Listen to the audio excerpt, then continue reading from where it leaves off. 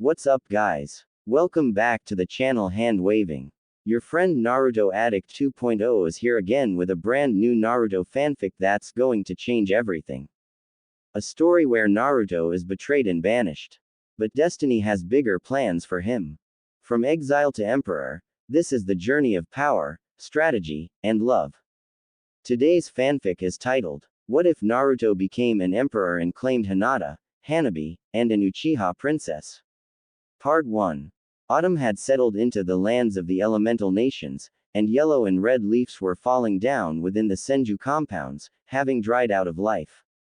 And the only one to watch as they were falling was one of the few occupants of the estate and officially the last of Senju clan alive, Tsunade Senju, former 5th Hokage, or a former active Hokage as she was also known now, who sat outside, a sad and solemn look upon her face, a teacup at her side, and a photo in her hand, a photo of better times, one of the last happy times for her. On that photo was Tsunade with her apprentice Shizune, alongside with Hinata Hyuga and her little sister Hanabi and cousin Neji, flanked by his teammate Tenten and close to Konohamaru, Iruka, Kurenai and Anko, all cheering and congratulating the one and only number one unpredictable shinobi of Konoha, Naruto Uzumaki. It was Naruto's 14th birthday, and it was the first one that he had ever celebrated, all because Tsunade had thrown this party in his honor, deciding that the boy deserved to feel happy and loved on the day he was born. Slug Princess didn't expect this, but soon after she had become a Hokage, she grew closer and closer to the blonde boy, taking a role of a mother and caring for Naruto, as well as protecting him from this village. And it was her own initiative to let him have his birthday with the people that he considered his friends. All of the genins and their senseis were invited, as well as friends of Naruto, but only very few had really shown up, with even Naruto's teammates, Sakura and Sasuke, not even paying him a visit, along with Kakashi Hatake, his sensei. Jiraiya didn't come as well, having left without even a word to Naruto or Tsunade, but she knew what his deal was. But those that did show up, Hinata, Neji, Hanabi, Konohamaru, Anko, Kurenai and Shizune. They all came on their own volition, and they celebrated with Naruto his birthday, with the shy Hyuga heiress confessing her feelings for the boy, after some inspiration from Kurenai and Shizune. The look on the two's faces was priceless, and the memory of it brought a smile upon Tsunade's face. Hanabi was also very interested in the blonde, and while she was but a year younger than Hinata, clearly had good feelings for him as well, as it turned out she adored him for protecting her sister and herself once after she was bullied. Neji was indebted to Naruto for showing him a way to freedom away from fate, while Tenten had grown to be a close friend to Naruto following him saving Neji from his burden of hatred. Anko and Kurenai, while initially undecided about the boy, too had grown close to him in spare time, thinking of him as little brother, one that they like in their own way, but very much cared for. Iruka and Konohamaru both saw Naruto as nothing short of their brother, along with Shizune.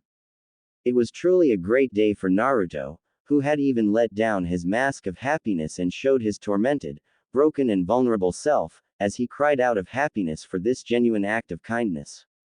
The village has done so many wrong things to this boy, and such act of kindness, the first ever birthday that he did not fear and wasn't forced to hide, it was something that Naruto had not expected to ever receive as a gift. Tsunade and everyone comforted him, stating that things will be getting better from that point on. Sadly, they were wrong, as things had gone to worse quickly, as Naruto, having been found guilty of charges of treason, attempted murder and more by Konoha Council, elders and even Daimyo himself, has been banished from Hai no Kuni, stripped of all his honors, ranks, property and more. And all of that simply because he had done his duty and brought back a defector of the leaf, Sasuke Uchiha, unconscious, beaten and subdued, while Naruto was barely even alive, but that didn't matter to Council and Daimyo, who overruled Tsunade, Hyuga clan and some other minor clans that stood by Naruto. No, they wanted him gone at all costs, and merely were merciful enough as to let him live. On the same day as he was released from the hospital, Naruto had left the leaf, taking only what little Tsunade could give him to get by in the world, money, food, cloths, some scrolls. He was quickly followed by those few who had become his true real friends, Hinata, Hanabi, Neji, Tenten and Konohamaru, who had chosen to stand by their true friend instead of following the village that honors traitors instead of loyal shinobi. Uruka, Kurenai and Anko were also compelled to follow them, but had chosen to remain in Konoha, bound by loyalty to it, but now with a great sadness and dull pain in hearts. That was 6 years ago, and no word had come about them in all this time, no rumor or anything, as if they had disappeared and left a great sadness for Tsunade and those few that cherished them. And in these 6 years, many things have changed and some even returned from the shadows of the past. Fourth Hokage, Minato Namikaze, the yellow flash of the leaf, and his wife, Kushina Uzumaki, had re-emerged after 14 years since their supposed death, alongside their daughter Narumi, a twin sister of Naruto and Kushina's mini-clone, and son Menma, both twins of Naruto and true holders of Kyuubi's power. Turns out, their deaths had been carefully orchestrated and the family had went on into hiding, as Minato and Kushina, along with their children holding halves of Kyuubi's power, were prime targets for the man that had unleashed Kyuubi upon Konoha in the first place, and it was clear he wasn't going to rest until he had gotten his hands upon it. Feeling threatened and in danger, Minato made a hard choice with his wife: go into hiding with their children, to train them in controlling the power of Kyuubi, but as to allied everyone that they were gone, they left Naruto in Konoha, who held the soul of Kyuubi and very little of its true power. The few that knew of this, Sarutobi Hiruzen, elders, council of Konoha, Jiraiya and some others, they swore never to reveal this, even to Tsunade. The day when they all had returned, Konoha celebrated like never before, while Tsunade was furious, livid, and completely mad with anger. Now she understood why Naruto was so poorly cared. Why did council dispose of him, holder of Kyuubi? He was merely a tool, a decoy that had played its part and was disposed of, no longer of any use to Konoha. And his so-called parents were completely fine with that, having long made peace with sacrificing their child for their own good, even if they appeared to be saddened that Naruto was no longer in Konoha, but not even remotely remorseful. That day, Hokage's office had seen more damage done to it than in all shinobi wars and even by Kyuubi, as Tsunade practically tore that place to smithereens, before she tossed her resignation as Hokage, Sannin and shinobi to the council, effectively leaving the shinobi life behind and becoming a civilian.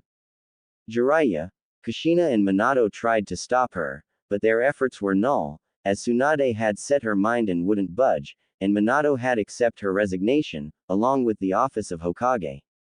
And ever since that day, Tsunade watched from the sidelines as Konoha celebrated and praised the hero children of Namikaze and Uzumaki, along with forgetting of Naruto Uzumaki completely. Konoha's youth gradually became Chunins and Jonins, with Sasuke Uchiha being now married to Minato's daughter Narumi, who was instantly charmed by this brooding emo, along with Sakura Haruno in the attempt of restoring Clan Uchiha. Menma was soon also married to Ino Yamanaka and a granddaughter of Councillor Kaharu. Tsunade loathed how Konoha, while at its strongest, had seemingly forsaken morality, honor and dignity. Lands of Wave, Suna, Spring and others have turned their back at first from Konoha after hearing of Naruto, but after being pressured by Konoha and practically forced into the alliances, they were again with them, though now nothing more but puppet states. Inside Konoha, things seemed normal and prosperous, but such wasn't the case for everyone. Clan Hyuga, having been one of the few powerful supporters of Naruto Uzumaki, had found themselves on the receiving end of combined scorn of Konoha, for the support of sacrificial pawn and a demon. And the situation within the clan wasn't exactly a stable one either, as the clan had split in between the main house faction, under the leadership of Hyuga elders and their puppet clan heir, and Hiyashi's faction, with practically all of branch members and some of the more progressive Hyuga main branch members included. So far, there haven't been any hostilities, but Hyuga elders, seeing how Hiyashi had lost both of his daughters to demon, were now pushing him aside from his position in favor of a far more traditional Hyuga head. Unbeknownst to most was the fact of Hiyashi letting both of his daughters and nephew go free on their own accord, saving them the fate of being subjugated to caged bird curse mark for the rest of their life. While Tsunade had entered a retirement as a shinobi, Shizune had continued her work in hospital as a medic, and while she was easily the best out there, because of her status as Tsunade's apprentice, she wouldn't be given either promotions or more responsibilities, shot down in favor of more loyal shinobi. Enko Mitarashi was also stuck in her position of Tokubetsu Jonin in IT department, but also being under a constant probation since the return of Minato, same reasons as with Shizune and others. Kurenai has had enough of teaching genins and decided to step down as active jonin and joined the academy as an instructor, alongside Iruka Yumino, proving to be one of the best and only capable teachers out there, who made sure to train and teach her students what really was needed of future shinobi and not just blind loyalty to Konoha and reverence of Minato. Needless to say, she and Iruka weren't very popular these days among shinobi either. However, recently it has become clear that Kurenai had shifted her ideas about Naruto and his friends more into line of most Konoha. Akatsuki had continued to pose a serious threat for some time, but something had happened to them, as they were now gone, with the last report of their activity coming in just 7 months ago, where it was said that leader of Akatsuki was found dead. Somebody had been hunting Akatsuki down and destroying them, one by one, but by whom? Tsunade had hoped that it was Naruto doing his part in the grand scheme of the world, but there were no clear evidences. The only thing that was clear is that Akatsuki, once one of the most threatening forces in the world, was now gone, and Konoha was at its strongest with the most beloved and powerful Hokage in their history. And Tsunade was one of the few people that still clung to all that Konoha had forgotten, and loathed how ruthless, aggressive and dishonorable this place has become. Tsunade took a sip of her tea, when she heard her apprentice come out of the house and speak to her. Lady Tsunade, there is a man outside. He asks for an audience with you and insists upon it. Shizune said to Tsunade, who simply looked at her with a bored expression and spoke up. Send him off and tell him that I am not in the mood. I don't care if he is even a Hokage or whatever. Tsunade had grown quite spiteful of visits over the years, considering that most of them were those of Kushina, her children and other people that had betrayed Naruto and what True Leaf had stood for. I told him to go away, as you've asked me before, milady, but, Shizune took out of her pocket something and showed it to Tsunade. He had this with him. Shizune handed over the item to Tsunade, which immediately made her eyes go wide and mouth agape. In Tsunade's open palm laid her former necklace, one that she had gifted to Naruto for winning the bet. She knew that there was no other like it and that the only one belonged to Naruto, who had left with it the village. And now, after over 6 years, it once again was in the hands of Tsunade. Her form shook a little, as she instantly stood up and practically stormed the compounds, without even a word to Shizune. She rushed towards the entrance into the estate, desperation and hope both present in her eyes and posture. Could it be him? Could her surrogate son have returned? Or has someone found it upon his dead body and decided to give her the news? Hundreds of suggestions and questions raced through Tsunade's mind, and she stormed right towards the entrance, where she found a young man, dressed in a pseudo-Anbu black wear, with a black coat over it all. He had long black hair, straight and coming down to the beginning of his neck, with 2 bangs on other sides. Tsunade immediately froze in her place, as she recognized the man before her. Itachi, Uchiha, she muttered in shock, with the said man bowing before her. You are alive. What in the world are you doing here, in Konoha? A pleasure to see you as well, Lady Tsunade. Itachi said to her in a polite way. I understand that you have many questions, and I intend to answer them all, but it would be best if you had let inside. I had to drop my henge before you, and I do not wish to be seen, if I can help it. Tsunade stiffened up quite a bit, looking at the man that had slaughtered his own clan, but she knew the true reasons for it, so she let him in, and soon enough, with Shizune joining them, they sat in the guest room. Thank you for receiving me, Lady Tsunade, Shizune-san. I understand that you have questions as to what I am doing here and how did I come across First Hokage's necklace. Start with the latter, Itachi, and if I find out that you had a hand in Naruto's death, Tsunade was practically ready to destroy this man, but Itachi stopped her as he spoke up. You need not to worry, Lady Tsunade. The necklace came to me from its owner himself, Naruto, as he has given it to me, knowing that this will be an adequate argument for you to hear me out, as well as a good opportunity to give you this. Itachi pulled out of his pocket a scroll and gave it to Tsunade. As for how is your godson, Lady Tsunade, I would say that he's doing very well for himself, much better than he would in this part of the world, one would say. This is a letter from him, which I have been tasked by him to deliver to you. And before you ask, best if you read this letter. Tsunade and Shizune instantly went to the scroll, unsealing it and opening it, reading it together. For good 10 minutes as Tsunade and Shizune had read this letter, the more and more their amazement, relief and shock grew, as the contents of that letter had revealed to them just where their beloved blonde and his company were, what they had been up to and why he has decided to reach out them now. Tsunade was in a state of shock as she discovered where her surrogate son was and who he was now, as well as just how much he has changed. It was clear to hear that he was no longer the same little blonde, but a completely different person. The letter clearly didn't contain all the information and everything that Naruto had wanted to give to Tsunade, but even from this piece of information, it was clear that he has changed, drastically, and forever. As Shizune and Tsunade had read through and through this letter, they looked up at Itachi, now understanding as to why he was tasked by Naruto of all people to deliver this message. Former Sannin spoke up to him. So, the man that has been reported dead for 6 years was out in the western continent all this time, Tsunade chuckled at this one. There were reports that you and your partner Kisame had met your end at the hands of Iwa's Anbu, with a dozen shinobi falling dead before you and your partner were killed. Those Anbu were present at the moment I have decided to shift my allegiances, since I needed to make it look believable. Itachi simply stated mysteriously. My time with the Akatsuki was up and I could see that any longer would only be to my detriment, and considering how Konoha has dealt with my clan and how Sasuke has turned out, I decided to follow along with your godson to the west, where he and others decided to start anew, completely. And, in my personal opinion, he has done extremely well for himself in the west, or Eriador, as it is known to them, actually.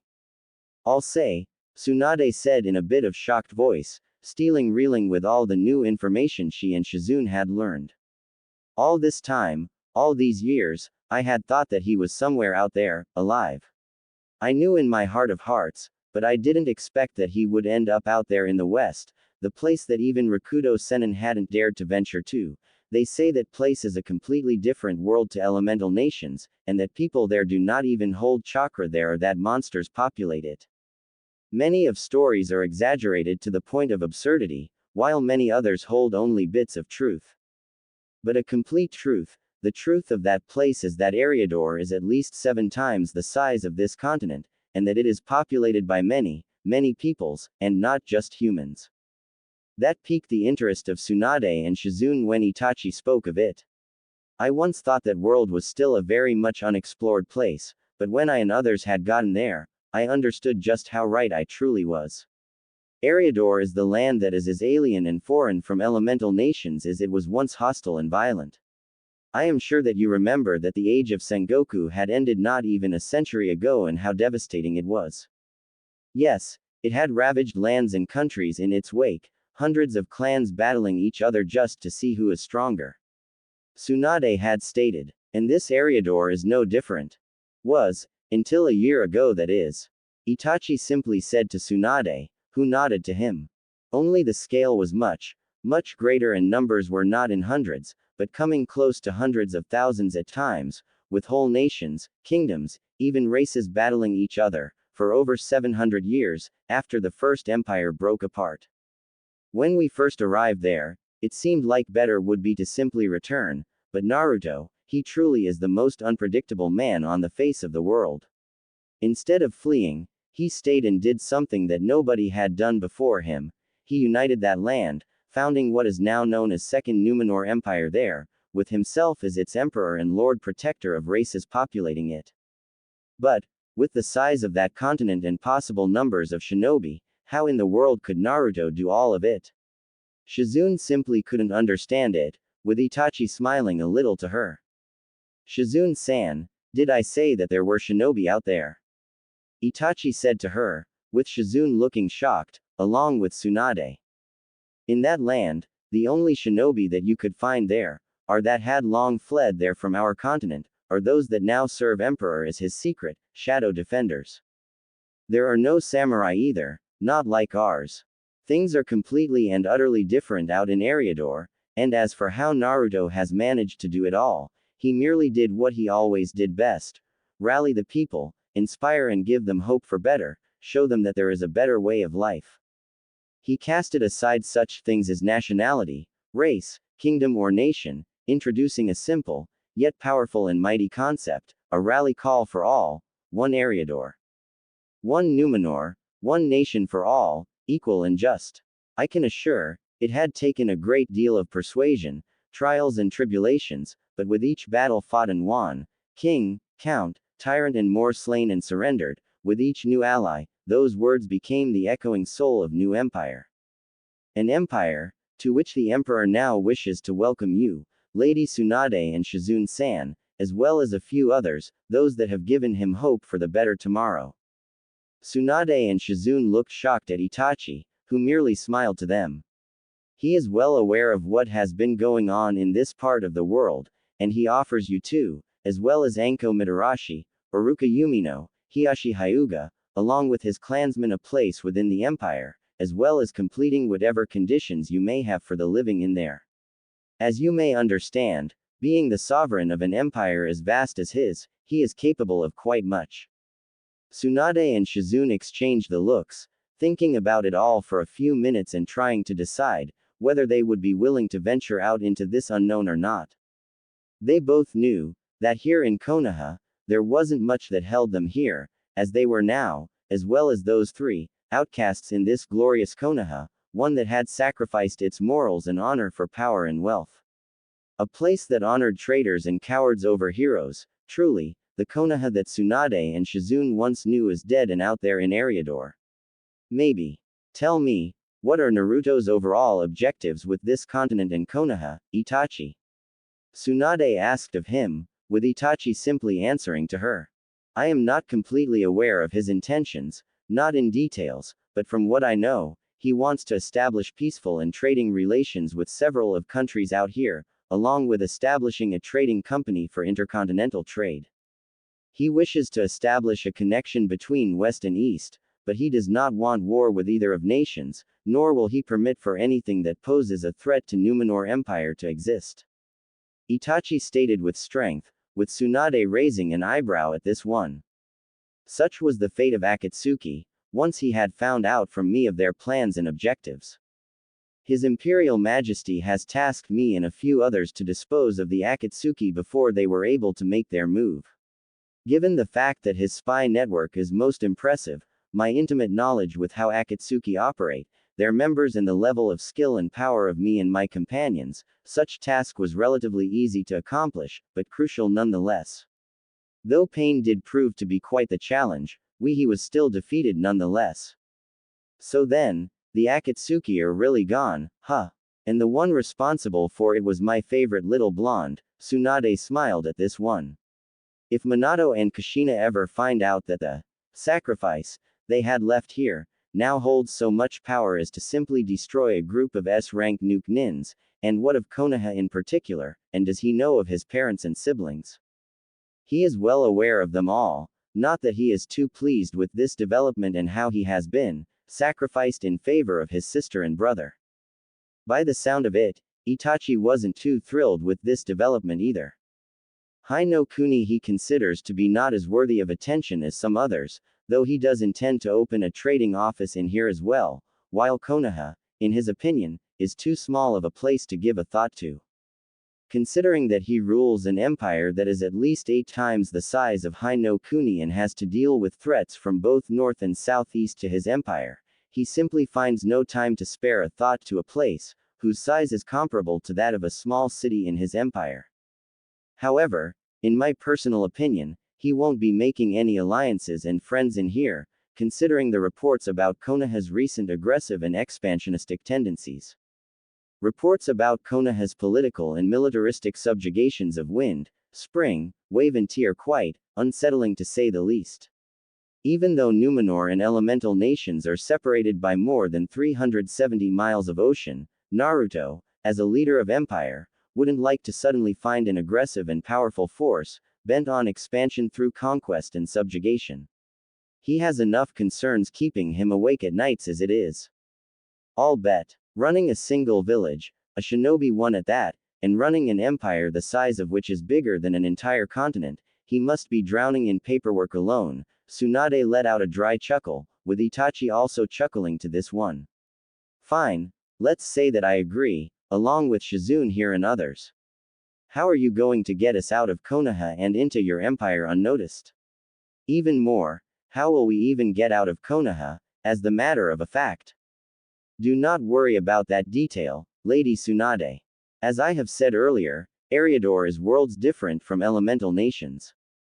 And out there, people have found quite the ways of transportation, one of which would put Yondaime's Hiraishin to the test and shame even. Now, what would be your answer? My clones have already reported to me that the others are at an agreement, which leaves only you out. Tsunade and Shizune look surprised at this one, but they've figured that Itachi would be one to get things done in quick and orderly fashion. Lady Tsunade, I think that we should go. There isn't much left for us to do here, and even council and civilians themselves have shown to us all that we aren't exactly welcome anymore here. Maybe, with Naruto in the west, Shizune thought that she would need to convince her teacher, but Tsunade was already there with her. Count me in, Uchiha. Tsunade agreed. Now, how are we getting out of here? Later. That evening. What do you mean vanished? Minato Namikaze, fourth Hokage and the greatest hero of Konoha, was utterly shocked and furious, as he received the report from his Anbu about the sudden disappearance of Tsunade, Shizune, Anko, Iruka, Hiashi and the majority of Hyuga clan out of Konoha. It was easily the most unbelievable thing that could have happened, since there were absolutely no evidences, leads or anything for that matter to indicate that they had left the village. Aside from the lack of their belongings in their respective houses, raging members of main Hyuga branch and their colleagues, nothing indicated that those people had left Konoha in any way. It was as if they all had just gathered in one place, according to several witnesses, and then they were gone, completely and without any trace. Minato, being an expert in Fuinjutsu and one of the only users of Hiraishin, thought that there was some form of space-time ninjutsu involved, but there were no ninjutsu that could teleport people of such quantity over any distance and not alert the barrier corp of Konoha, and here. Council is not going to like this, but still, considering that all of them have been outcasts in Konoha, for their views on state of business in Konoha and outside, maybe it was even for the best. Less of those that opposed Minato's views on Konoha and its expansion, and he didn't even have to weed out the possible political opposition. Clan Hyuga had suffered a serious blow, being now only at its 12th of power, but this was also to Minato's favor, as it would seriously limit otherwise powerful and influential clan, and even allow him to gain a much greater control over it. Although, he still couldn't think of what could have been the reason for those particular people to disappear, aside from the fact that they were outcasts and all of them were still openly talking and remembering Naruto, the son that he and Kushina had sacrificed for the benefit of Konoha and their family. Maybe it was the latter, but perhaps he was overthinking it too much, as it was clear the boy was dead and other defectors with him as well gone. He and Kushina were saddened at the fact that they couldn't ever see him ever again, but, from what they had learned from council and clan heads, he wasn't much of a sight to behold, nor was he even worthy of his name or name of his mother. Overall, his loss wasn't as significant as one would think, and it was, essentially, his destiny, designed by him and Kushina, to be sacrificed in favor of his siblings with power of Kyuubi. So, in that regard, Naruto has done his duty and was no longer needed, and with his disappearance, this meant an unneeded loose end cut. Minato drew his breath, as he thought about this whole situation again and spoke up to his Anbu.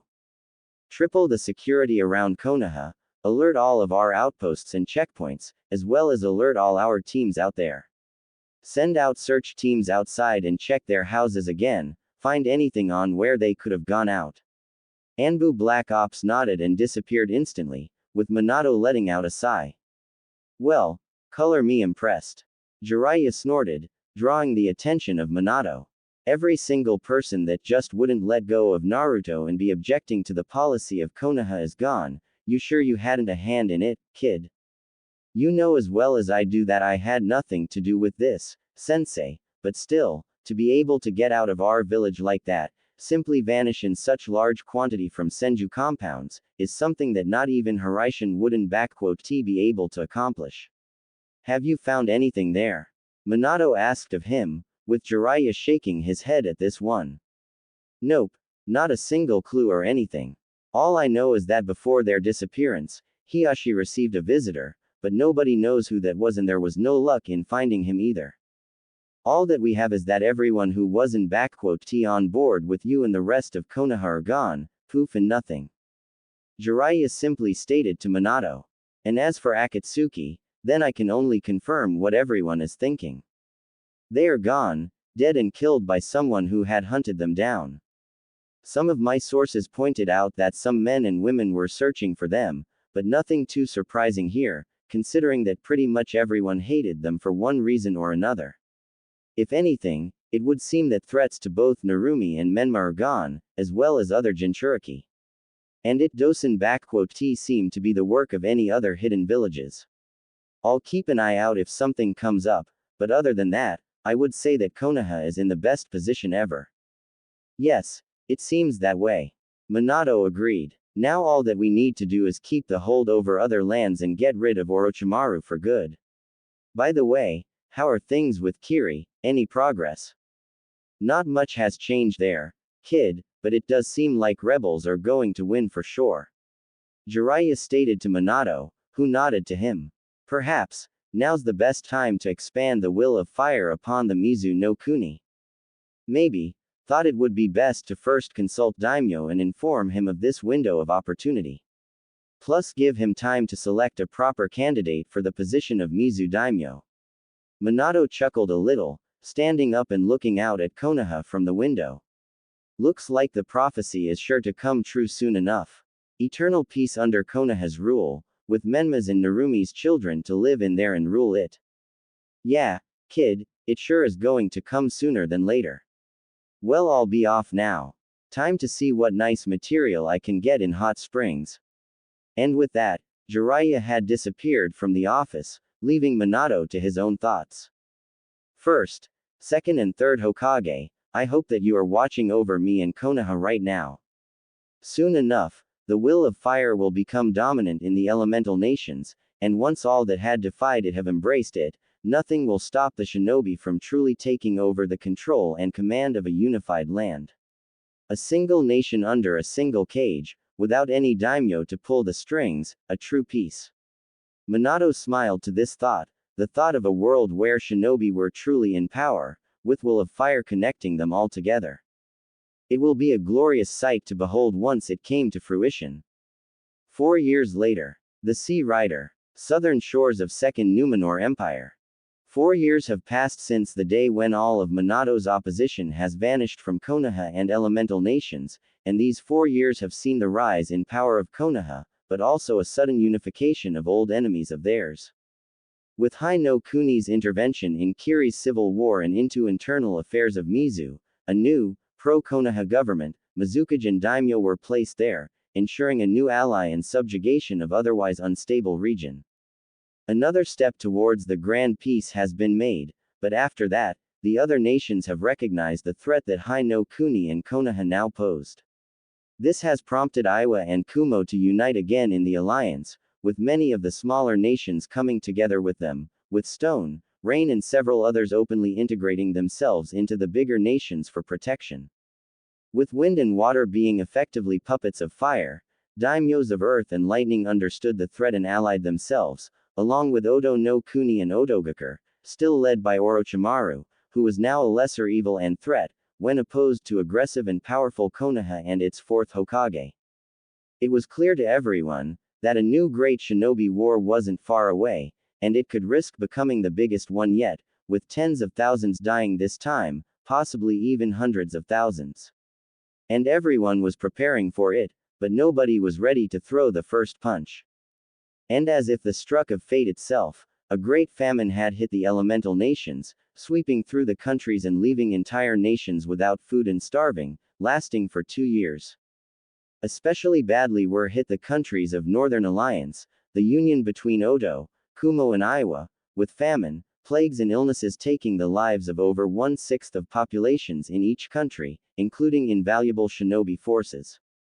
This would have been a perfect time for Konoha to strike, but they also had succumbed to its effects, with great casualties among populace and shinobi.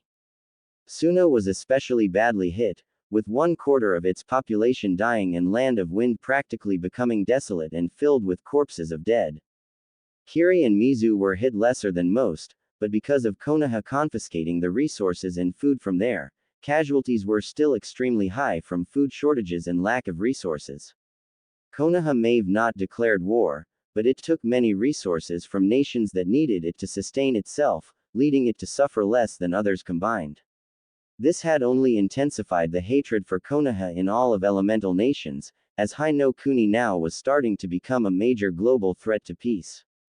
Somewhere in the middle of a great famine, out of nowhere, across all of elemental nations, a new trading company emerged, which had quickly monopolized trading business through the sea and across nations. The Phoenix Trading Company, a company with hundreds of ships loaded with goods, resources and more from none other than the elusive, mysterious and even mythical Western continent, and an empire that now dominated there, the Second Numenor Empire. The revelation, that out in the West, lies a nation so powerful and mighty, that it has called itself an empire, has shook the elemental nations to the core. A completely new, unknown and yet extremely powerful player in global scheme of things, it has completely changed the balance of the world. From what traders and officials of Phoenix Company told daimyos and Cage, the empire had no interest in invading and attacking their lands, instead opting to opening trading, economic and diplomatic relations, with nations welcome to send their envoys and diplomats to establish official relations with empire. Daimyo of Fire had initially shrugged it all off, thinking of it being not worthy of his attentions. However, the situation changed when reports came in, that lands of Iron, Sound, Lightning had sent their official diplomats, envoys and even managed to establish embassies in the capital of the empire, Numenor City. The news of this, along with apparent rumors that that emperor has been sending humanitarian help to the nations of Northern Alliance, helping them recover from the Great Famine, have infuriated Daimyo and he demanded an immediate envoy and diplomatic mission to Empire from Konoha, with demands for opening a direct trade, a consulate and abolishment of trade with all of Northern Alliance, as well as the demand for humanitarian help from Empire as well. For this mission, Daimyo decided to send Minato himself, along with Konoha's elders and some of his officials. Minato, Konoha's elders, his wife, son and daughter with their spouses, along with Sasuke, Sakura, Jiraiya, Asuma Sarutobi and Kurenai Uehi, Kakashi Hatake, Might Guy, Shikamaru Nara, Kiba Inuzuka, Rock Lee, and Daimyo's officials, accompanied by a squad of Anbu Black Ops, were now on board of Sea Rider, heading towards the Numenor city and were due to arrive within a week, having departed almost 2 weeks ago already. As Minato and Kushina stood on the deck, they looked out towards the shore, noticing how amidst the green fields, forests and more, was a completely black, desolate and empty place. And out there in the middle, ruins of what seemed to be a small city or big fortress stood still black and smoking. A distinct smell of fire, ashes, blood and death was sensed even here, unnerving the couple, when the captain came up and spoke to them. "Ah, you sense it too." Captain, a tall and strong black-haired man with a short beard, came close to the edge and looked out to the destroyed keep. 5 years have passed, and that place still reeks of death and fire. Not even years after that slaughter did the smell and remains of House Latrua disappear in the wind, traitorous bastards, every single one of them. Hope they rot in hell after what they did. You sound like you've been there before, Captain. Minato noted out, with Captain nodding his head. Care to tell us what had happened out there? Yes, I've been there, commanding the 17th Marksman Brigade, under command of the Emperor. My brigade has fought at his side throughout all of battles and the entirety of the Great War, from first battle at Pinewood Ridge to the Battle of Sirens Keep, which you see out there, and what remains of it. Captain said to them, surprising the Hokage and his wife, along with other passengers that were close to them on the deck. Once one of the oldest and most powerful citadels in all of Numenor, now a reminder of Emperor S justice and vengeance, as well as the example to all those that dare break their vows and laws of men. You have fought alongside Emperor. What is this guy like, and is he a shinobi? And just what did he do that place and what happened there? Without much of tact, Menma instantly asked of Captain. From the looks of it, he had pulled out some crazy jutsu upon the people out there to make it look like hell without flames. Don't know jack about those jutsu of yours and don't care for 'em, and as for those shinobi business, the Emperor is not an assassin or spy. What he is, however, is a man of greatness, forged in fire and blood of great war, driven and determined with a purpose and idea of uniting the land you see out there into one single entity. Captain said with respect and pride. I remember the day when I first laid eyes upon him, an apprentice to then Lord and ruler of Numenor, Uther Pendragon. None of us thought much of him, but soon enough, that blonde lad had led us in battle against Meretian Kingdom to the east, and it was probably then when all of us saw not just another one noble knight and paladin, but someone who could unite this land into one. One Eriador, one Numenor, one nation for all, equal and just. Those were his words, and they resonated with all our hearts and souls, and it wasn't long, till he began to prove that he was indeed making it a reality. Once an apprentice turned into a paladin, and soon into a lord, and then a unifier and selected emperor, first one since the fall of Ravenheart dynasty 700 years ago. Adopted into Pendragon as a son of Uther, he made due on his promise to bring peace and prosperity to this land, to unite its fighting kingdoms, races and defeat the threats that had terrorized the populace. And that he did, through the might of sword, strength of the light, magic, inspiration, diplomacy and personal example. In 5 years, he has done all of that, and people of Numenor proclaimed him their emperor, chosen by all races as their lord protector and sovereign. Captain said with greatest pride and smile. You ask of me what that man is, lad. The emperor is the man that has made a hopeless dream into the reality, shattering old hatreds and grudges in favor of unity, common good and prosperity of people. In his eyes, no race is greater or lesser before others, and he made into reality. He is the man for whom I would gladly lay down my life and be proud to stand by his side again. The words of Captain were listened carefully and with intentions by others. Nobody in the High no Kuni had known much about the emperor of this land and what kind of a person he really was.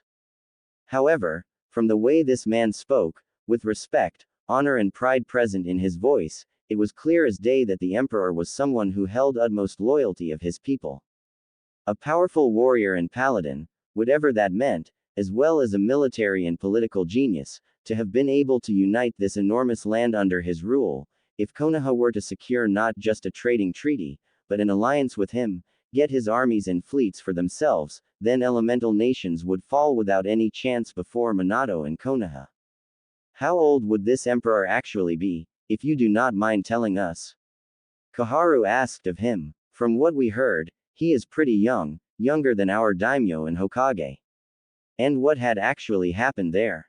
The emperor is around 25 years old by now, and even though he is young, he is a bloody great man. Captain looked towards the ruins of a keep again. And as for Siren's Keep, House of Latrua was one of the few remaining independent houses to join the empire, and they had sent a message that they are willing to accept an envoy and emperor's official diplomat to sign the Treaty of Unity. When the envoy had arrived, with them was one of emperor's most trusted persons. His first consort and wife, a kind, gentle and good woman. A dream for any man, Latrua had pulled out a feast for the envoy and consort, after which they had slaughtered them and in act of spite, arrogance and pride, they sent the corpses back to emperor, with a reply on his offer. Emperor, at the time, was in Northwest, dealing with Ironborn raiders, but when he received the bodies and learned what Latrua had done to his diplomats and his consort, never, anyone had ever seen him so furious and mad. A fury that eclipsed even the anger of dragons. Captain recalled the moment. Within a fortnight, he marched to the Siren-S keep, bringing with him the full might and armies of the Empire, over 300,000 men, women, warriors, paladins, knights, mages, even dragons. All of that might against some 30,000 peasant soldiers and 4,000 knights. The emperor offered the peasants to lay down their arms and knights to surrender, which they all did, but to Latrua he offered no surrender or capitulation. They had violated sacred laws of hospitality, honor, and had killed his wife and consort. He gave us all a simple, yet clear order: destroy them. And that we did. Wait, you mean that your emperor commands literal dragons? Like those flying giant green snakes and everything? You've got to be shitting us here, old man. Kiba exclaimed, with Captain and his crew glaring at him. I mean, come on, dragons are just fantasy stories, nothing more. Plus, magic, whatever knights and paladins, you obviously just making it up. After all, shinobi and samurai win battles and wars, not some fantastic beasts and imaginary heroes. Lad, let me ask you a question here. Am I from your continent, and are in there? Captain asked of him, with Kiba shaking his head. Right, we ain't there, and here, in Eriador, things a hell of a different from your east. You folks may have your shinobi and samurai all over the place, with that chakra and whatever, but our people here. We also got whatever that chakra, but we also have magic, power of light, elemental powers, power of nature, and primordial, or arcane power. Aside from humans, we've got here also high and night elves, orcs and dwarves, among other minor races, and we most certainly have dragons, beings of pure magical power and might that could destroy countries in their wake. And our empress, may light protect her, is a bloody dragon, the black dragon queen of black flight, Semiramis. And before you ask, dragons can turn into beings of other races to blend in, and she, along with her black flight, is one of the reasons why our emperor has united this land, as she has joined him in his quest, as this was her own desire to see the land united too. These powers, all these races and even dragons, we knew that things could be different here, but to think that are more races here, and there is different kinds of chakra. Quote. Minato's mind raced at what he had just heard. If the emperor were to allow Kushina and Jiraiya access, we could easily obtain the needed information and knowledge to use this magic, as he speaks of, and it does seem like that people here even somehow mastered senjutsu, if that power of nature is anything to go by. And in return to this, maybe we could offer him our knowledge of chakra and perhaps a political marriage, since Captain has mentioned that Emperor has multiple consorts. A bloodline member, perhaps someone from Nara clan or Yamanaka clan, to sway Emperor in our favor for good and promote Konoha's interests. Yes, that definitely would work. So, these lands hold a great variety of sources of power and even dragons, all of this must belong to Konoha and put to use for it. Danzo already thought about his own plans. Once we reach the capital, using Koto Amatsukami on the Emperor will be child's play and Konoha's positions shall be unrivaled. The resources of this land will also work for the betterment of Konoha, just like all those other villages and nations now do. And with the might of Numenor Empire and its vast resources, nothing will stop Konoha from rising above the petty and weak daimyos and claiming its rightful place as world's true empire. If he had an entire army of such powerful beings, he should have just let them do all the work. Had it been me, an Uchiha, I would have had united this land in no time, with such an army, worthy of true elite. Sasuke arrogantly stated, with Captain looking incredulous at him. If those dragons are as powerful as you say, then by using them, this emperor of yours should have long burned away those that dared opposing him. I certainly would have. You, an Uchiha? Captain asked of him, with Sasuke arrogantly nodding to him. There are Uchihas in the east as well. I thought they had long killed each other, considering what some of my Uchiha friends had told me about. M. Wait, you mean that there are Uchihas here in the west? Minato asked, with Danzo and Sasuke picking this up. You must be joking. The only Uchiha that there is alive is Sasuke Uchiha, my son-in-law. Well, maybe he's the one alive out in the east, but here in Eriador, Clan Uchiha is one of the 3 all-out shinobi clans. They had arrived here some 200 years, being outcasts that broke away from those warmongers, and settled on this continent. They don't rule much of land, but they have a small city of Kyotai on the coast north of Numor and a couple of villages under their rule. Captain stated, with Sasuke listening to it with clear interest. Nice folks those Uchihas, friendly and not irksome and prideful like this eastern variant of them, but damn if they aren't some of the bloody fiercest and strongest warriors I had seen in my life. A single Uchiha is worth a squad of good cavaliers, but an Uchiha with their Sharingan on, and a true Mangekyo as they call their strongest, no wonder that they had managed to hold of 4 bordering them kingdoms, until Emperor and Semiramis had convinced them to join in. Now, they are amongst the most loyal of Emperor's warriors and backbone of his Shadow Guard, and one of M is even a member of Imperial Royal Guard, 12 best of the best warriors in all of land and Emperor's personal bodyguards.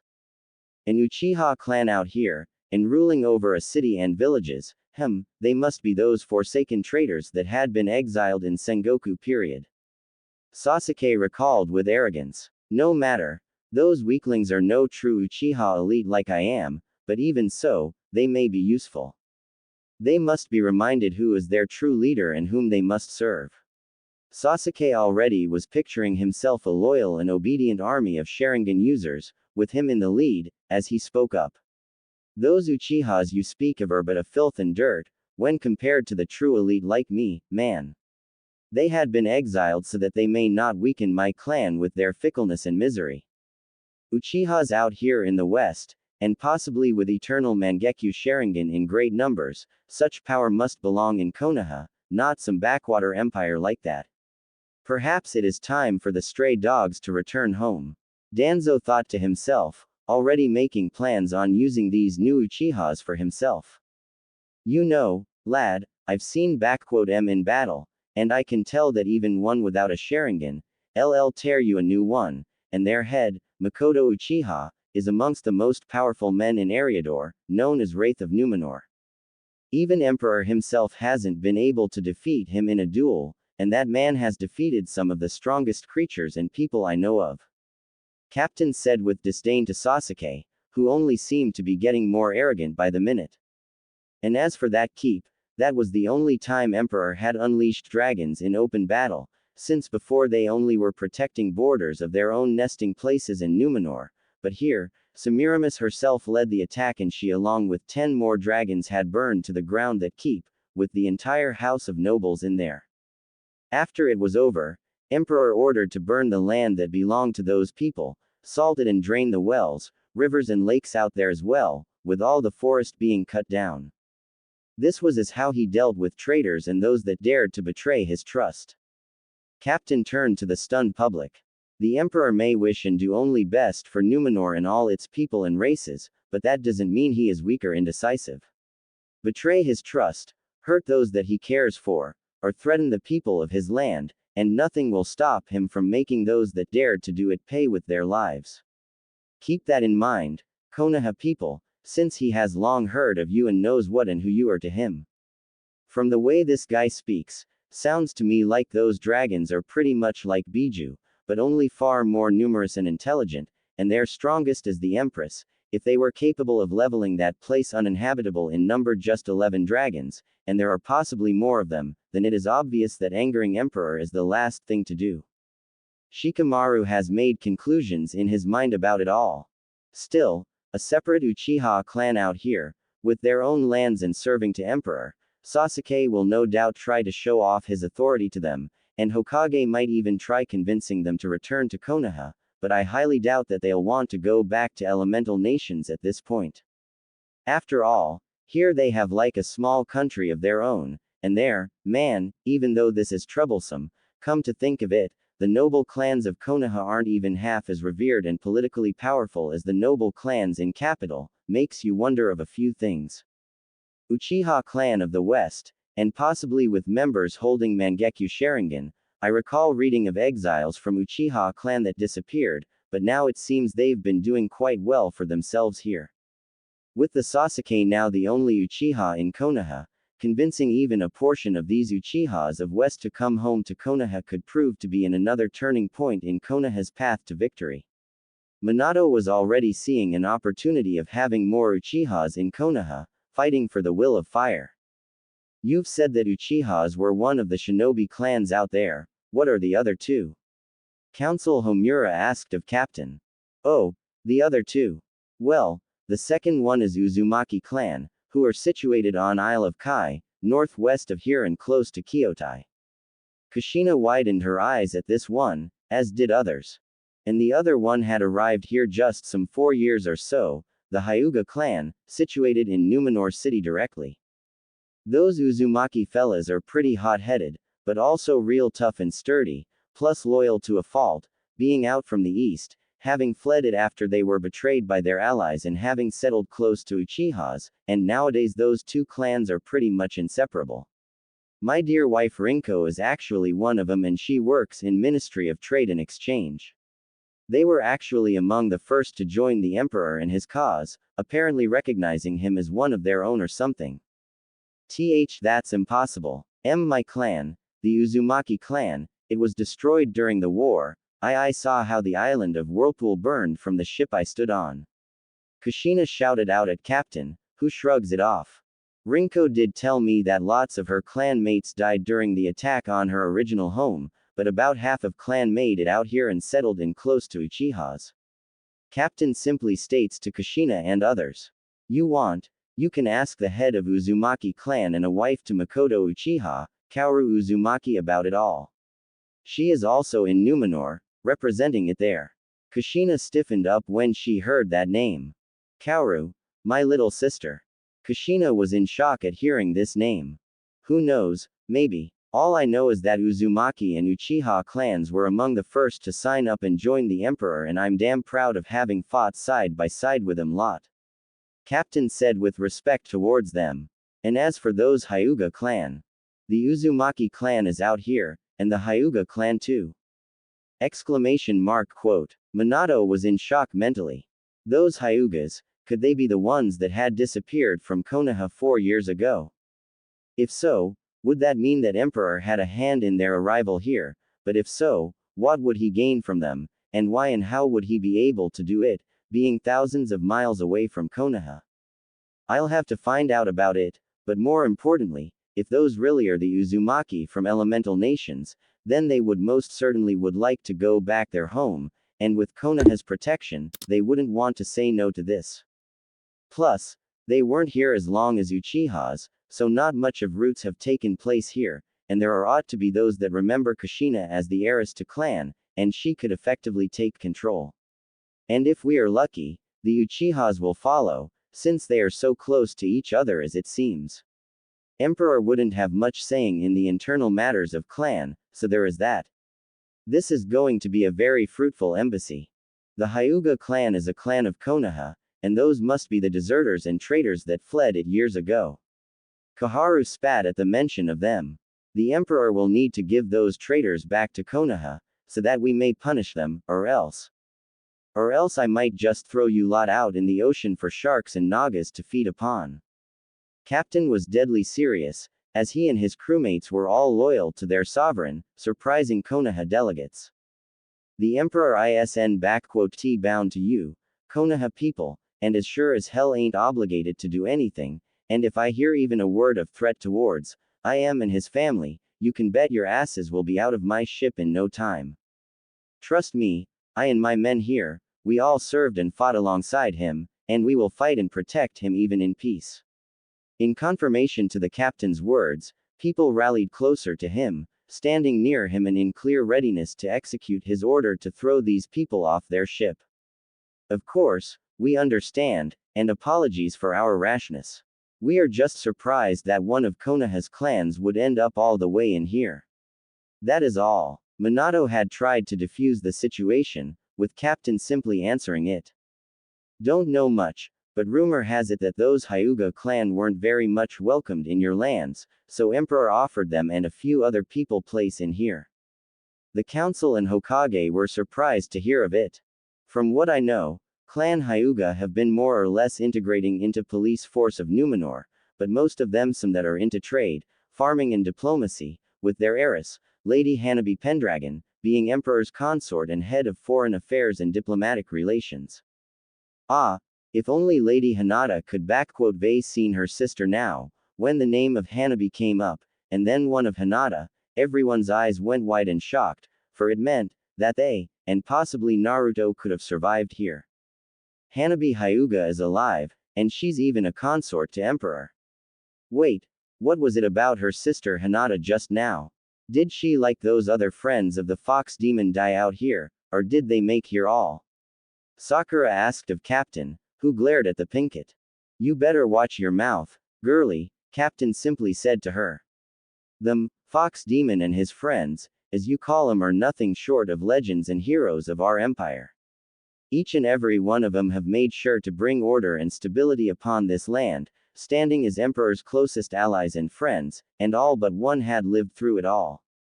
Lady Hanabi Pendragon, Emperor's consort and diplomat, voice of peace and reason in matters of politics, and one who had brought in night elves through negotiations and peaceful integration.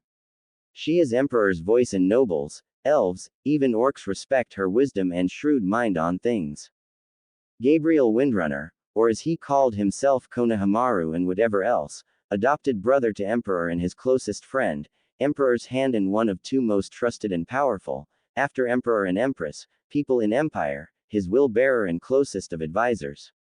He stood by Emperor's side through the entire war and is even a brother-in-law to him, for he is married to a younger sister of one Emperor's consorts. It is from his hands have I been gifted with this. Captain unsheathed his saber, gilded in gold and silver, made of steel of moon coloring. Honorary weapon, crafted in steelhorn, dwarven capital, with Emperor's own name upon it, congratulating me for my services. Neji Hyuga, Empire's finest master of hand-to-hand combat and founder of Gentle Storm School, a school of his personal style of combat, with which he had defeated in single combat 5 of best Kingsguards of Varichia's kingdom, known for their elite warriors, serves as Emperor's personal bodyguard.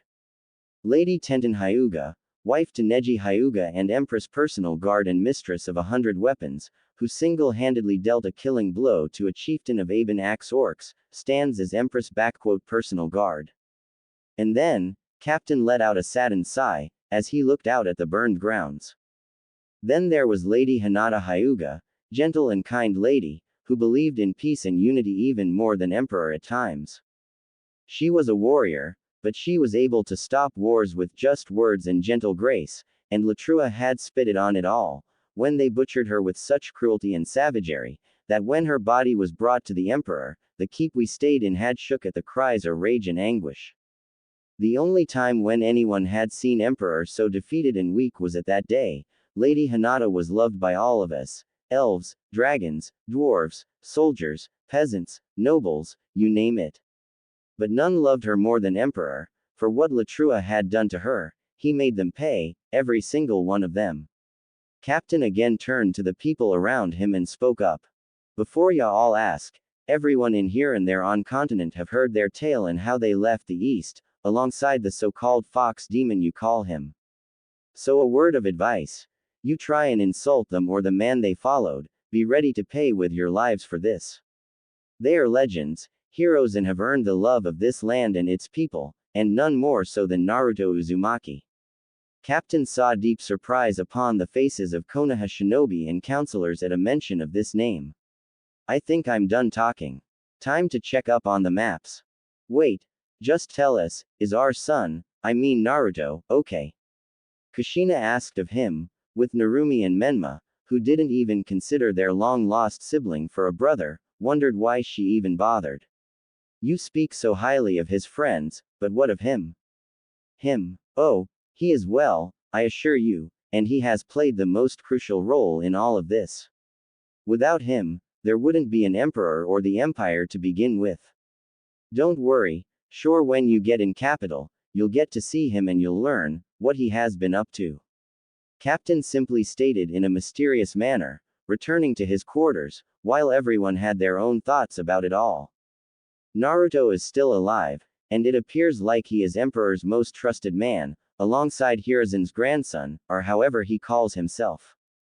He may've left the shinobi world, but like Sensei likes to say, you can't take a shinobi out of a man. Minato simply thought as he was calculating what he would do. With Naruto and his friends so close to seats of power, it would be easy for them to convince the Emperor and Empress of what needs to be done for the good of Konoha. All I need to do is show Naruto that his family is ready to accept him, so I'll need to talk to him. He may be a little mad, but he is sure to listen and understand what is best for his family, him and everyone. And if he is close to Uzumaki and Uchiha's there, then all the more reason for him to get back to Konoha. My son, even though your services for Konoha were no longer in need, you still can bring what is best for Konoha out of this situation. Perhaps there was more to you than I originally thought, beyond of your initial destiny. Naruto, Kaoru, my clan, my family is still alive and is out here, in the west. Kushina thought to herself. All this time they were here, on foreign land and away from their true home. Don't worry, my son, sister, once I'm there, I'll beat that emperor to a pulp, but I will get you and our clan back home, Databane.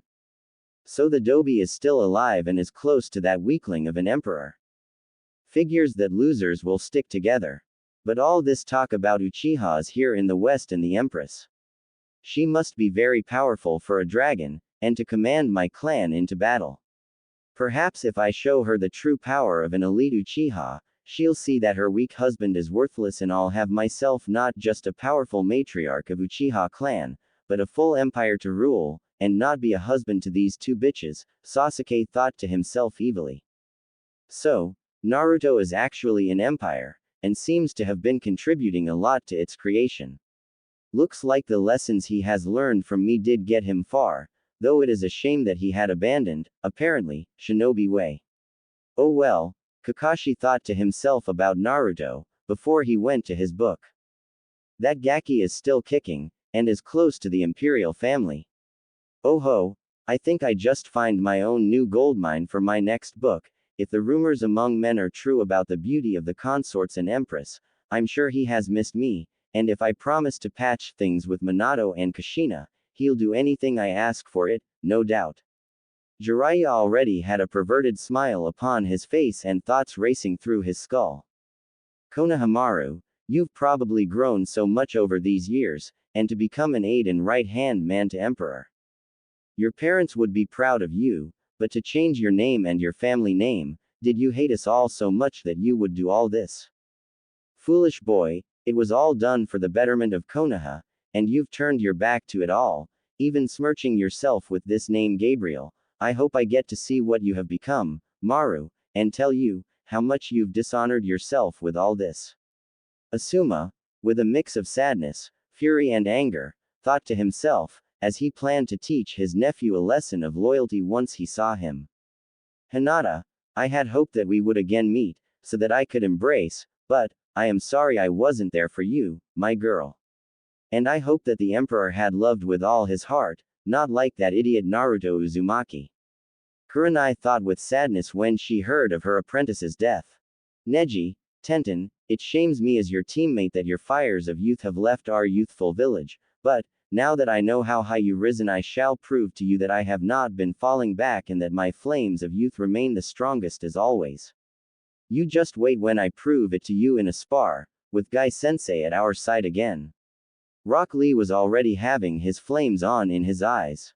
So, Hinata is dead, well, there's hope that her sister will see a true alpha and slap Emperor away for me.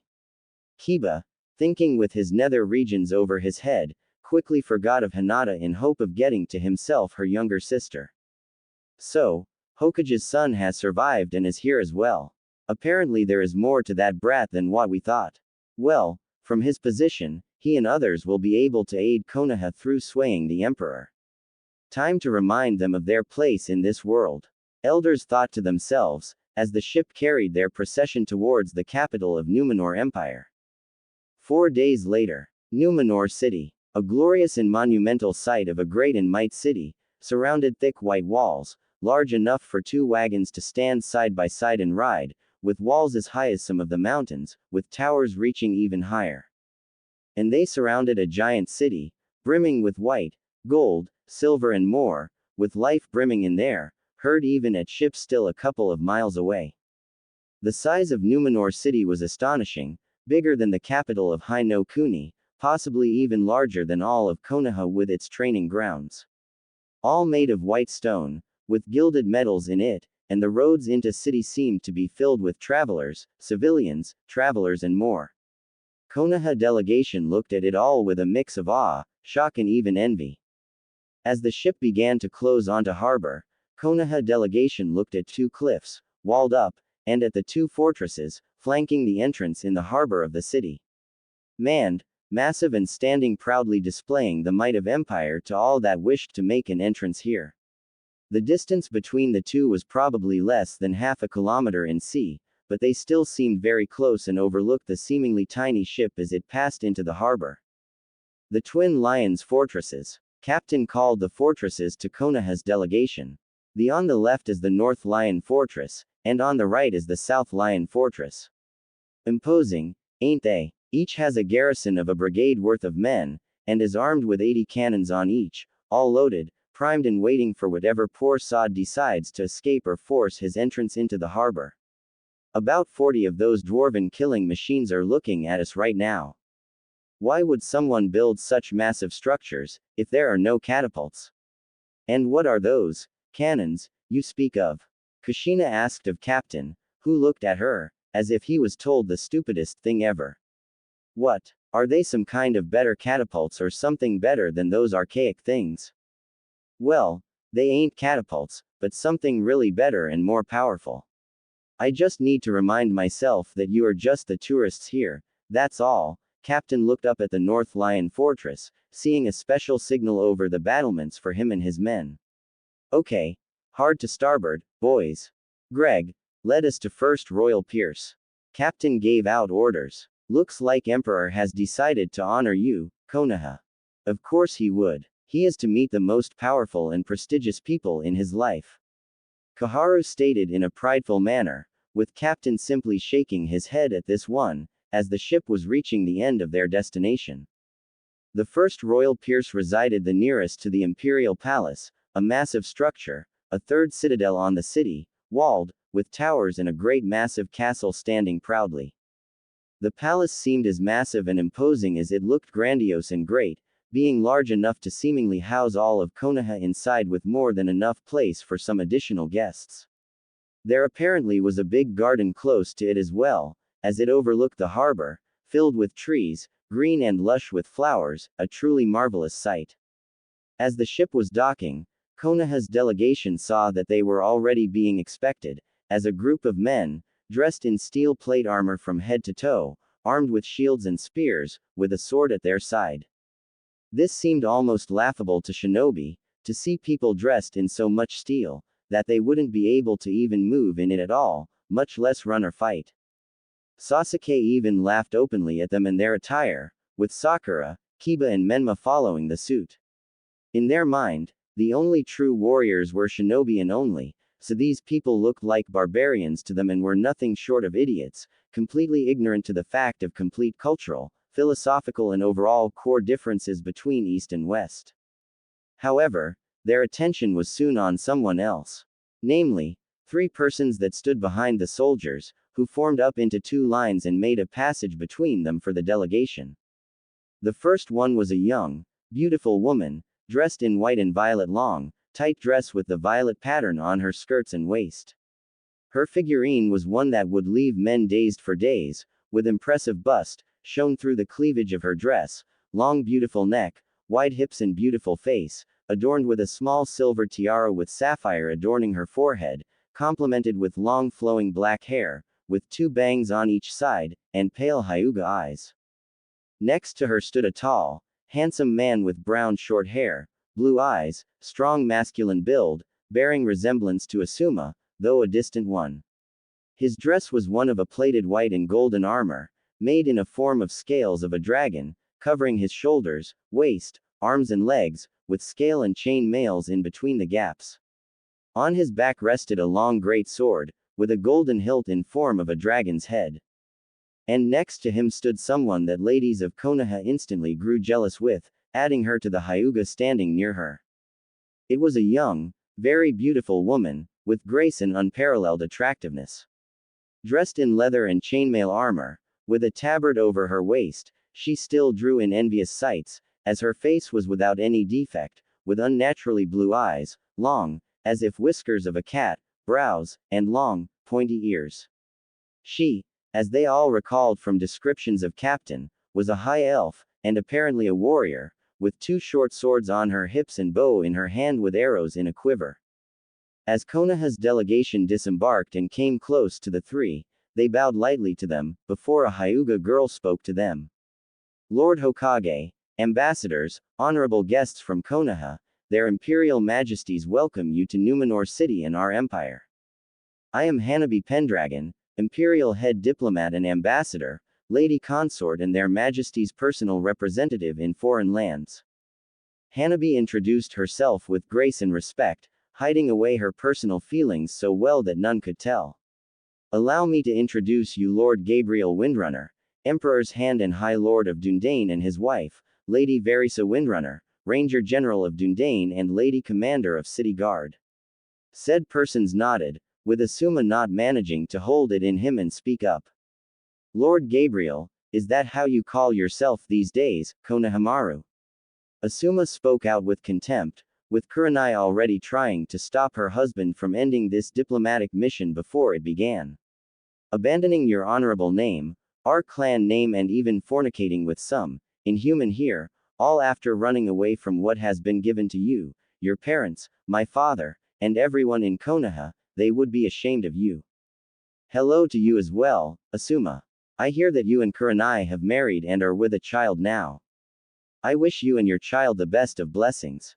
Konohamaru. No, Gabriel replied politely with a strong and powerful voice, seemingly not even fazed by the insults towards him and his wife.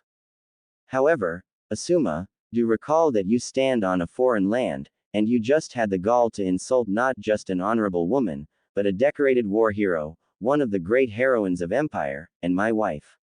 Considering that you are new here, I will allow this to slide, but apologies are most certainly in order. With each word, Gabriel's voice grew in power and strength, and by the end even Minato and Jiraiya almost shook at instant fear.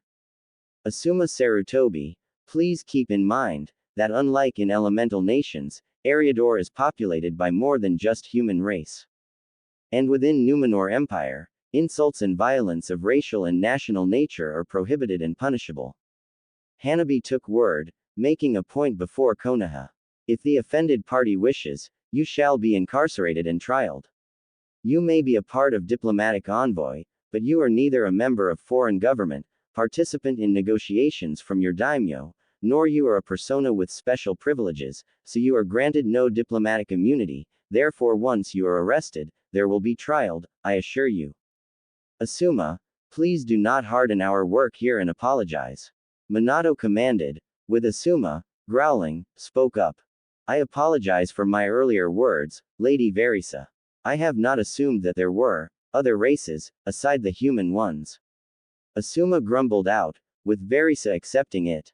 I accept your apologies on my behalf, Asuma Sarutobi, but I would watch your mouth, if I were you. You will find that Emperor and Empire as a whole holds no kindness towards, narrow-minded and ill-mouthed. Verisa said in an insulted and cold manner. Should I find you insulting my husband one more time, guards and shackles shall become the least of your concerns. And for your information, insulting hand of the Emperor is equal to insulting Emperor himself. Asuma paled a little bit, as did the others at this one, while guardsmen were seemingly on the ready to apprehend them all. Now, Verisa, no need to scare away our guests. There'll be plenty of time and more appropriate places for that soon enough. Gabriel chuckled, before he spoke up in an official tone. Our Emperor and Empress are glad that you have arrived safely and hope that you are ready to present your propositions and officially introduce yourselves before them in the court. Me, Lady Hanabi and my dear wife shall escort to the palace and throne room, if you are prepared. Yes, that would be lovely. Minato agreed with the others, as they began to move towards the palace. I must admit, Konohamaru, you have grown into a very fine man. From the looks at you, it is almost impossible to see a once young brash child that used to challenge Hiruzen on daily occasion for the Hokage's hat. Koharu said with a small smile, with Verisa glaring a little at her. It is a shame that you others have dishonored yourselves and abandoned your true home and duties before Konoha. Your grandfather would be greatly ashamed of you right now, she said with admonishment, with Gabriel not even budging at this one. Counselor Koharu, I believe that we are long past the point of nitpicking and nostalgia guilt. And for your general information, I go by Gabriel now, not Konohamaru, a name bestowed upon me and by High Bishop after I had converted into Light's fate, and a name I am proud of. Gabriel reminded them all. My past name and previous deeds have remained in the East, whereas here I have made myself my own name and fame. And considering the fact that Hand of the Emperor and High Lord of Dundane are a higher in hierarchy, when compared to Hokage, I believe I have surpassed general assumptions and expectations of my persona. And what do these two titles mean, Windrunner or whatever you call yourself? Sasuke asked arrogantly, earning a glare from Verisa. And does this elf wife of yours know that there are finer men from East, when compared to you? Like me, an Uchiha elite. That earned an approving look from Sakura and a glare from Narumi. I have seen a lot of men, most of them much like you, boy, and I found them wanting and pathetic. Verisa couldn't hide a smirk at a look of insult upon Sasuke. As for my husband, I found Gabriel everything that a woman could ask of a husband and then some more to add up, the best of among the best for me in East, West, North and South. Verisa, you make me blush. Gabriel chuckled at this one. And as for the titles, High Lord is a noble title of a sovereign that controls a geographically and historically formed land, a small kingdom if you may. Dundane in one such kingdom, one of oldest and larger ones, bordering High Elves, kingdom. Your best counterpart to it will be a daimyo of a minor country, like a daimyo of Waver T. And as for Hand of the Emperor, it is a second to Emperor*'s title, his closest advisor, minister and so forth. You could compare to a title of Shogun of Daimyo, only with administrative, political, economic and military spheres of business included in. So, as you can see, in terms of status, Sasuke, I currently appear to be standing quite a bit higher than you and your Lord Hokage. Lady Hanabi here also is in a similar position as I am, though her holdings and title differ from mine. Hey, Hanabi, so I've heard about your big sis's death. A real shame, if you ask me, she was a rare beauty. Kiba decided to try his chance with Hanabi now, completely forgetting of tact and etiquette. Listen, why don't you show me and others around later on? I could tell you of the adventures of me and Hinata, plus we could. Kiba Inuzuka, in case you have forgotten, or simply did not take notice of, I am a married lady of noble position, tasked with many responsibilities and duties of great importance and urgency to the empire and crown. I have neither time, nor desire to forsake my vows to my husband and pursue any relations, romantic or friendly, with a person such as yourself. Hanabi said in a strong, diplomatic, yet completely harsh and powerful tone. If you wish to explore the city, I am sure you and others will be able to find a guide. And as for my sister and her death, address her name in my presence without respect next time, and you will find yourself in not so comfortable position and place, alongside your dog. Oh, come on Hana-chan, I was just trying to be friends with you and Kiba, shut your mouth already. It is enough you have the gall to speak so incorrectly to a lady, but also to be informal and so unofficial with her is an insult to her and you, so better keep quiet. Kurenai shut her former student, with Kiba mumbling something about playing hard to get. Lady Hanabi, what my ill-mannered student meant is that we offer you our condolences and sympathies concerning the fate of your older sister. We heard she was a great woman and what befell her was atrocious and inhumane. I personally sorry for what had happened to her as well. She was like a little sister to me. Kurenai spoke in a diplomatic way, with Hanabi responding. Thank you for your words, Kurenai.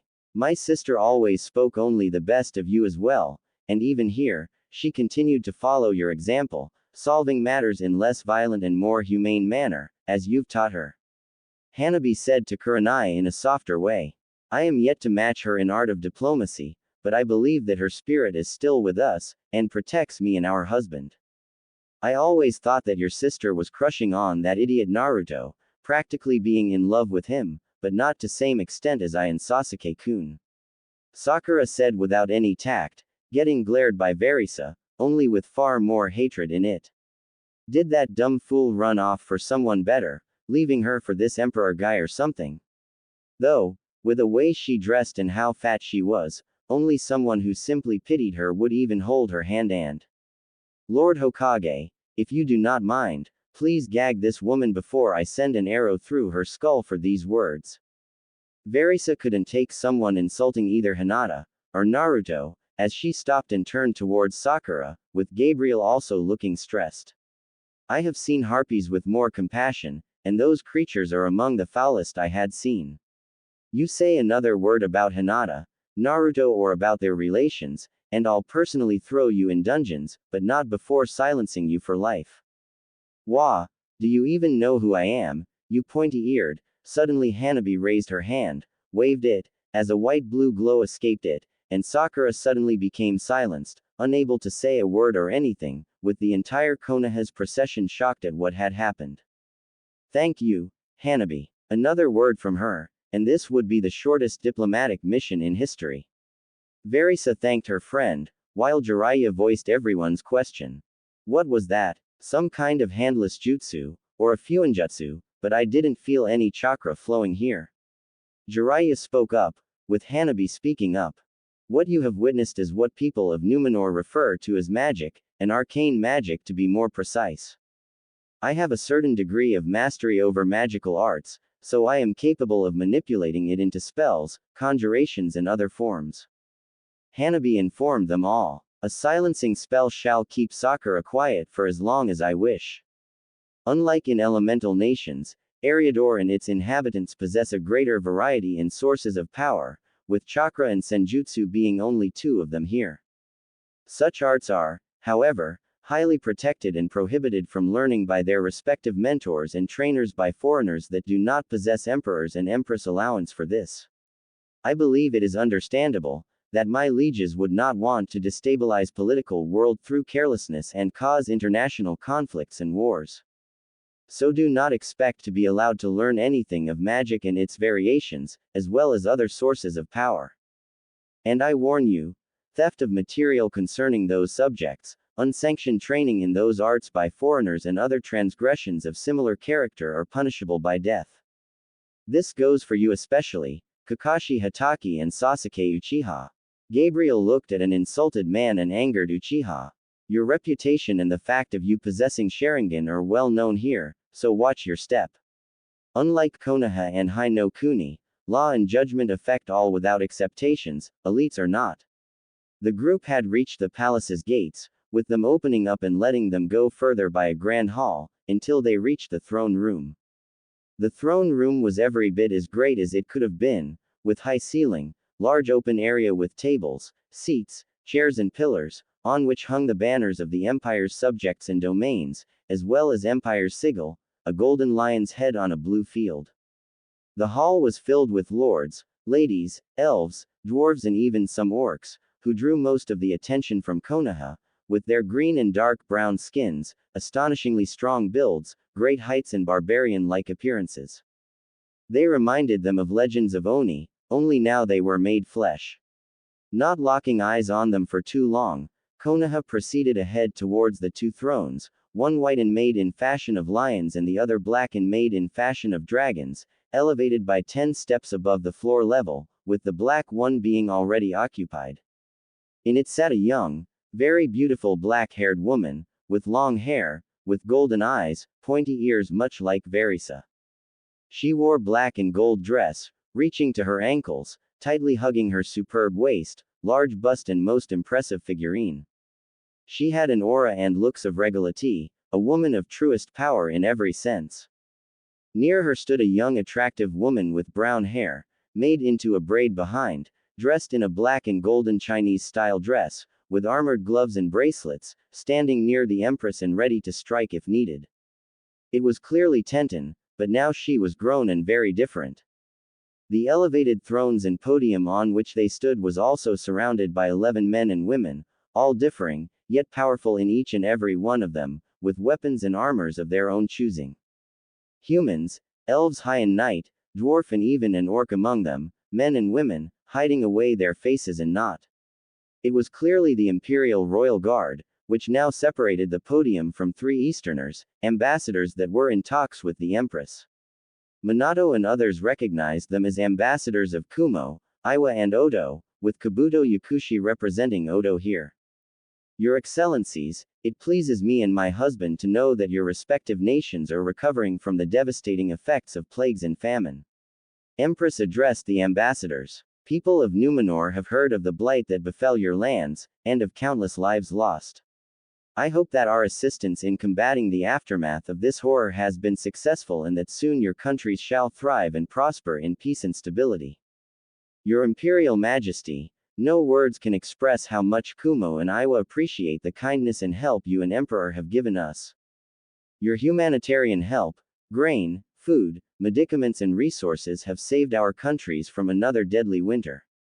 Our daimyos have instructed me to offer you his sincerest gratitude and sends you and your husband this gift. Ambassador from Kumo motioned his men to bring forth 4 crates, which were filled with silver and platinum ingots. Our countries are mountainous and are rich in ores, but poorer in plains and fertile lands, so fields with grain and forests with wood worth more than these ingots of silver and platinum. We offer them as our sign of gratitude and to demonstrate that your kindness and gifts have not been forgotten and exploited for nothing. We thank you for such generous gift and accept it. Empress smiled to them, as her servants took the crates away. My husband and I share a vision, that in peace, we must extend our hand to help out those that have found themselves in despair and show them that no hope is lost. Great and kind words, Your Imperial Majesty. It is a shame that your example is not followed by some other, more aggressive and insensitive countries. Kabuto and other ambassadors already knew that Konoha's delegation was present. My Lord Daimyo and Lord Orochimaru send their gratitude for the help that Numenor has provided in combating famine and plagues. They hope that our gift has reached you safely and without any harm. It has, Ambassador Yakushi, and we thank you for such gift. Though Odo no Kuni is a smaller in size country, your gift shows that it is as dignified and strong as those of greater sizes. I welcome you in our capital, esteemed guests, and hope you will find your stay here comfortable and productive. The ambassadors bowed before the Empress and joined in with the mass of nobility and court, while Konoha's delegation has stepped forward, led by Hanabi, Gabriel and Verisa, who instantly bowed before their Empress. High Lord Gabriel, Lady Hanabi, Lady General Verisa, I see you bring to us the awaited guests from afar.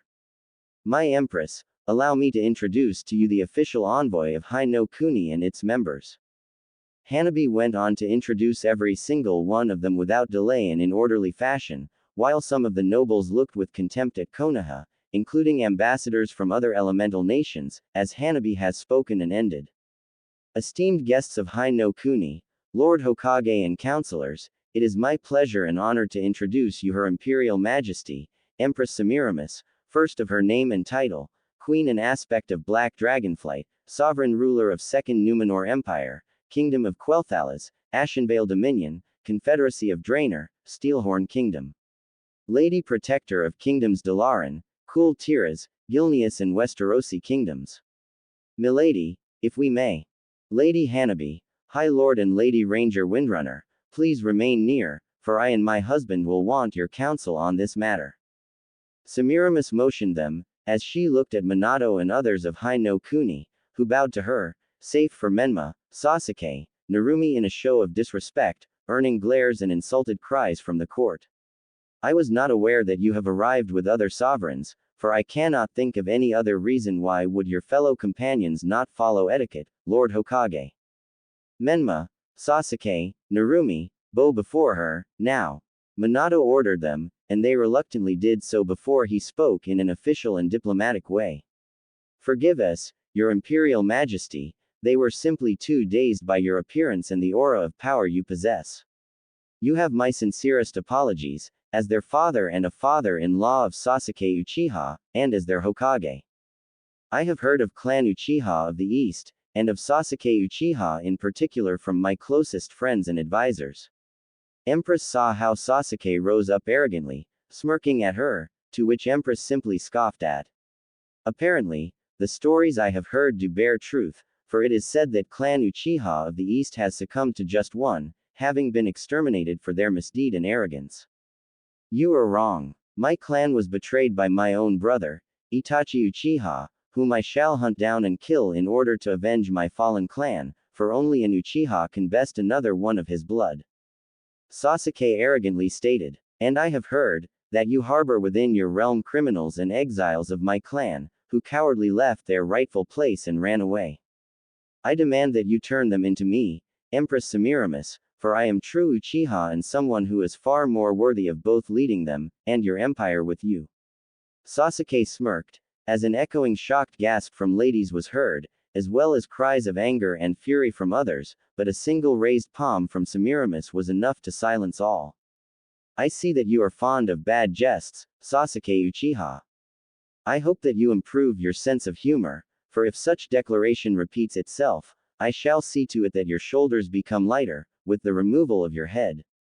Inhabitants of Eriador and Numenor Empire in particular are not fond of foul and bad-tasted jokes, unlike in Hai no Kuni, apparently. Semiramis said in a strong fashion, as Sasuke simply scoffed at it. Now then, Lord Hokage, to what do we owe yours and your entourage's presence? Your Imperial Majesty, as you may vey already heard, Land of Fire is currently the strongest elemental nation, with many allies and two major nations as our closest partners. One of Fire Daimyo's official representatives spoken up to her. Our land is vast and plentiful. Our people are rich and prosperous, with our merchants being only rivaled by your Phoenix Trading Company. An official alliance with our nation would most certainly benefit to you and your empire, for it stands as the most powerful country and domain in the East. A country with puppets for allies, warmongers for rulers and thieves for people. Ambassador from Iowa spoke up, drawing attention of Fire delegation and Konoha's shinobi. Your Imperial Majesty, I believe you and your esteemed husband are well aware, that Hai no Kuni and its shinobi hidden village, Konoha, have been putting to the sword and dagger all those that have defied them and dared to break the treaties with them. For that, Konoha simply invaded them, ousting rightful governments and daimyos, all but annexing the lands and assuming control of countries and their peoples. Wind and Water are two such prime examples, with their daimyos being literal family of Fire daimyo, while Suna and Kiri are now simply training camps for pro-Konoha shinobi, and not to mention just how taxing and cruel Konoha treats its allies. Especially Land of Wind, or as some already say in the East, Land of Bones, for it's all but deserted now, with only corpses of starved and killed littering the desert. And now, it seeks to expand throughout our respective lands and exploit its resources. Your Imperial Majesty, I urge you not to give in to their offerings and send them out of here. Perhaps, Ambassador of Iowa would prefer to reconsider his words, for it seems like you are misspelling the truth for lies. Maybe you require a visit back in your homeland, so as to refresh your head, before he is taken out by a foreign illness and homesickness. Danzo spoke up in his usual manner, with Ambassador of Iowa literally fuming with anger. Why you, your Imperial Majesty, this man, no, this war hawk is a known war criminal, monger for power and threat to peace and stability. I plead to you to shackle him up and throw him into the dungeons for what he has committed and is to prevent any further crimes done by him. Ambassador of Iowa asked of the Empress. Ambassador Lao, your opinion on the matter has been heard and will be taken into consideration, but I will not allow your proposal to happen. Semiramis replied to him respectfully, before turning her gaze to the delegation.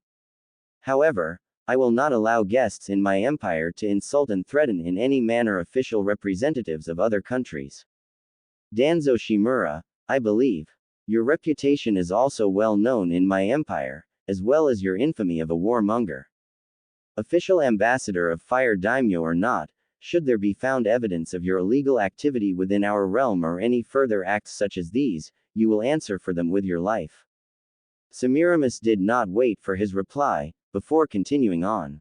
Lord Hokage, counselors, ambassadors of Hai no Kuni, the word surrounding your nation and the statuses of its allies and comrades in arms have long reached our court and the ears of me and my husband.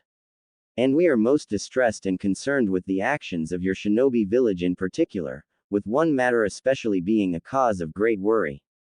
I believe you remember the matter concerning one known as Naruto Uzumaki, Lord Hokage, as well as how it was handled. Your Imperial Majesty, I can see how some of the actions of my village have distressed you, but allow me to assure you that, Minato had tried to talk his way out of this one, but then suddenly the doors of the throne room opened up, with the announcer speaking up. Announcing, His Imperial Majesty. All of court and royal guards had bowed their heads in respect and honor, as the heavy footsteps stepped through the throne hall. Konoha's delegation decided to test their luck and looked towards the emperor, and instantly froze in place, as cold shock came upon them like a hammer. Through the room stepped a tall, handsome young man, dressed in blue-plated armor with chain mail in between the parts, gilded with gold, with lions as his shoulder plates, a strange two-bladed sword, with one blade being shorter than the other and both held by a glowing golden start built in just out of guard, and a queer handle resting on his hip. The man was tall, masculine and strong-looking, with long golden hair made into a ponytail behind, sky-blue eyes, and a handsome strong face, one that looked like a mirror image of Minato Namikaze, only stronger, more regal and powerful. He exuded an aura of might, dignity, power and absolute obedience and respect for his authority. As he walked past the delegation, he spared a little glance at them all, letting smallest of satisfied smirks appear on his face. Minato and Kushina looked in absolute shock at the man, while Kakashi and Jiraiya refused to believe what they saw, along with many others. Sasuke, Kiba, Sakura, Narumi and Menma were seething with anger, jealousy and envy, as they could not comprehend and believe that this man, this loser, in their eyes, was now the most powerful man in the world. Counselors were shaking in fear and anger at this man, including Danzo, while the rest Konoha's shinobi and daimyo ambassadors chose to be silent and shocked to the core. Gabriel gave only a short bow to him, with Hanabi following the suit, as Emperor's personal bodyguard Neji Hyuga took his post near his liege, who kissed the hand of his wife. Milady, I hope the court has not tired you while I was away. The Emperor spoke to her softly and caringly, with Semiramis responding in kind. Not at all, my love, but it warms my heart and soul for you to stand by me. Semiramis smiled to him, as the two to their respective seats. As you can see, we have the most awaited of guests attending, my love. Indeed, milady, I personally have been waiting a long time to meet them, face to face. Emperor smiled a little, as he turned to Hanabi. Hanabi, if you may do the honors. With pleasure, Your Imperial Majesty. Hanabi didn't hide his smile at this one, as she turned to the delegation and announced her husband and liege. Esteemed guests from Hai no Kuni, it is my pleasure and honor to introduce to you His Imperial Majesty, Emperor Naruto Pendragon, first of his name and title. Sovereign ruler of Second Numenor Empire, Kingdom of Quell Thalas, Ashenvale Dominion, Confederacy of Draenor and Steelhorn Kingdom. Lord Protector of Kingdoms of Cool Tiras, Gilneas, Dalaran and Westerosi Kingdoms. High Lord Paladin of Order of Argent Hand. Defender of Faiths and Magi and the Lion of the West. Hanabi ended with a smile, as Naruto spoke up. Welcome, Lord Fourth Hokage, and his entourage. Naruto greeted them with a smile on his face, but with dread filling their hearts. It has been a very long time, hasn't it, dear father? Konoha's delegates stood just there, as they've heard the Emperor of the Second Numenor Empire, a man that has built the biggest empire and nation this world has ever seen, in just 5 years' time. He was a man of legend, someone, before whom they came to ask for his support and for him to lend his strength to them, so that Land of Fire could expand, for will of fire to take root in all of elemental nations. And after hearing that Naruto and his friends were actually in the empire, and have taken up the positions of power, hopes were lifted for Konoha, who had expected that they would help out their home, in hopes of returning there. Minato had believed that his own son, who would be ecstatic to see his real family alive and well, would be more than happy to assist him. Konoha has made grand plans of exploiting the empire for their own needs, forgetting that the rulers of the said empire may not be as gullible as easy to trick as they may think. They had thought that the emperor will be on their side instantly, helping the noble and just cause of Konoha, assisting the legendary Yellow Flash and fourth Hokage in his trials.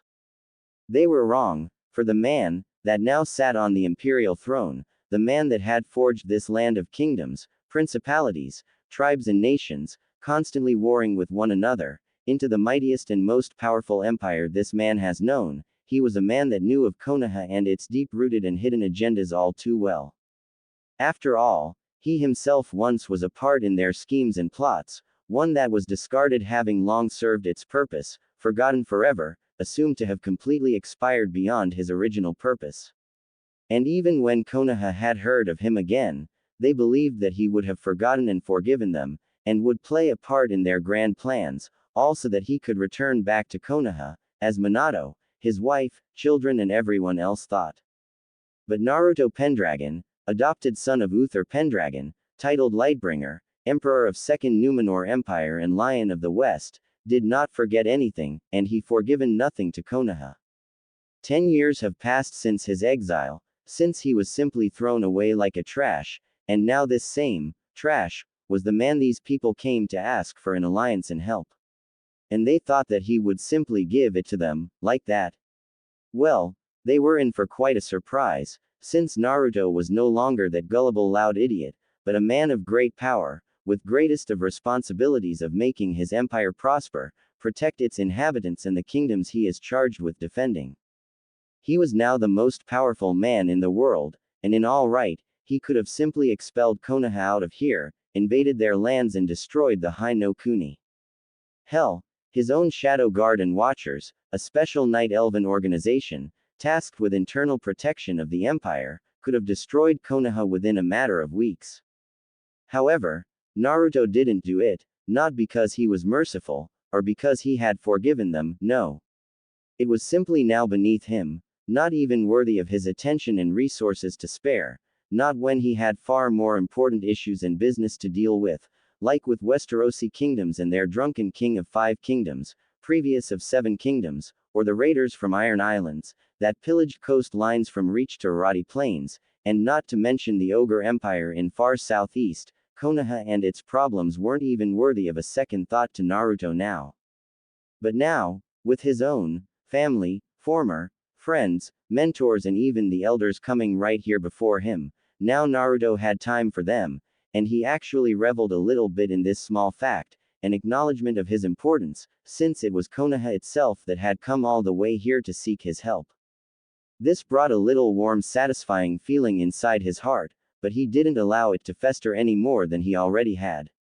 He needed to be reasonable, practical and think of every factor in these talks. After all, he was the emperor of Numenor Empire, and one that first put the well-being and successful prosperity of his empire before his own vengeance.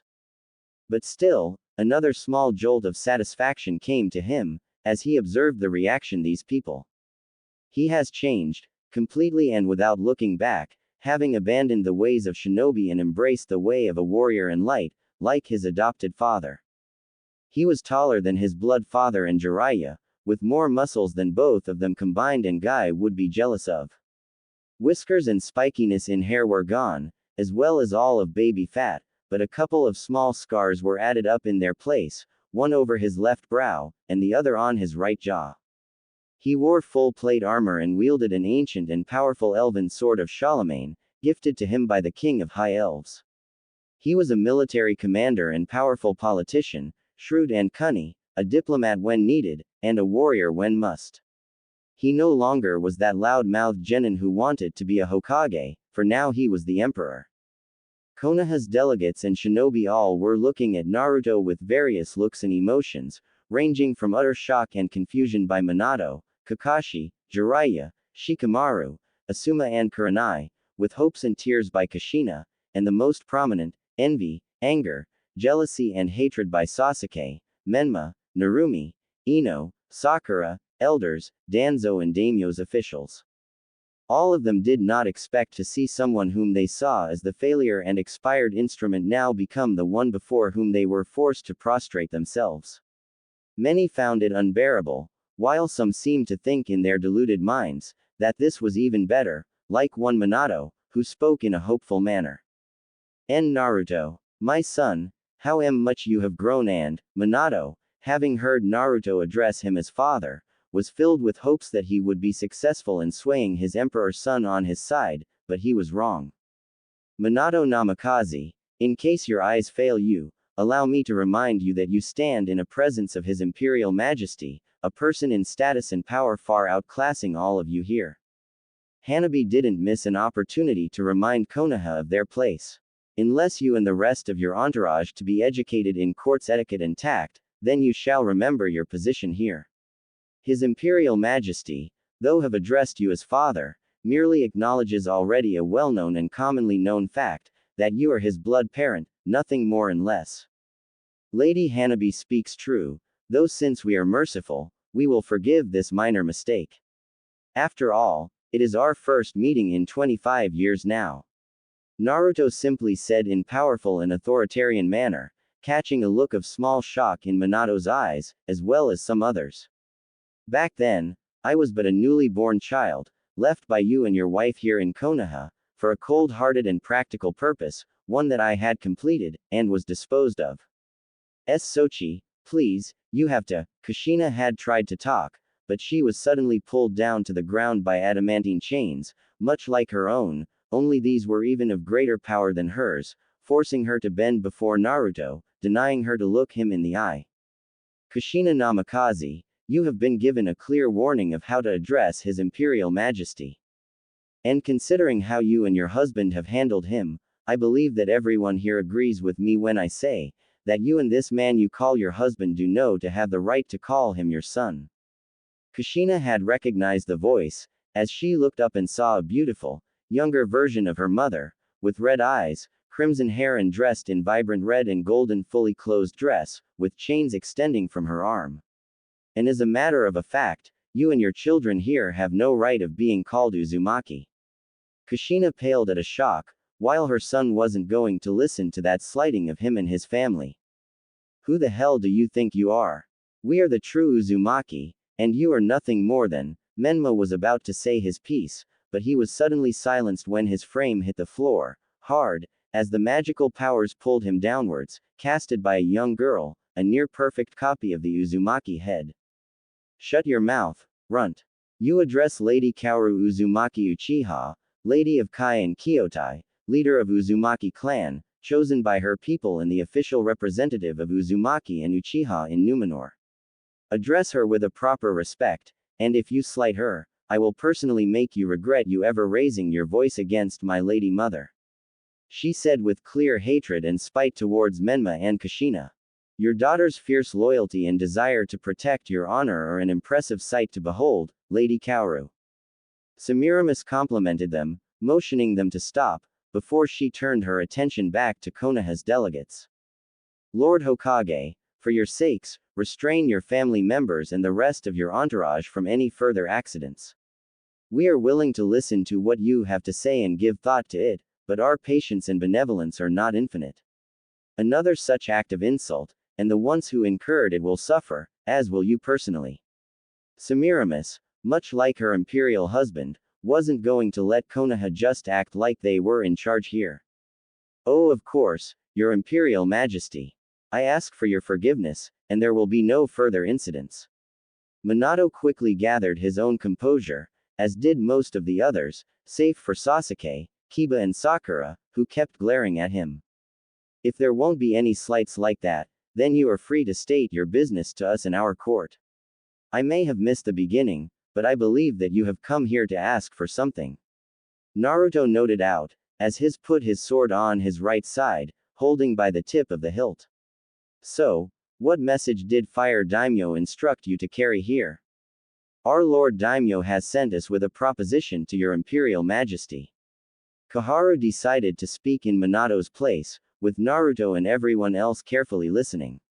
Our daimyo wishes to establish strong diplomatic ties with your empire, so that both of our countries could prosper and grow stronger from one another.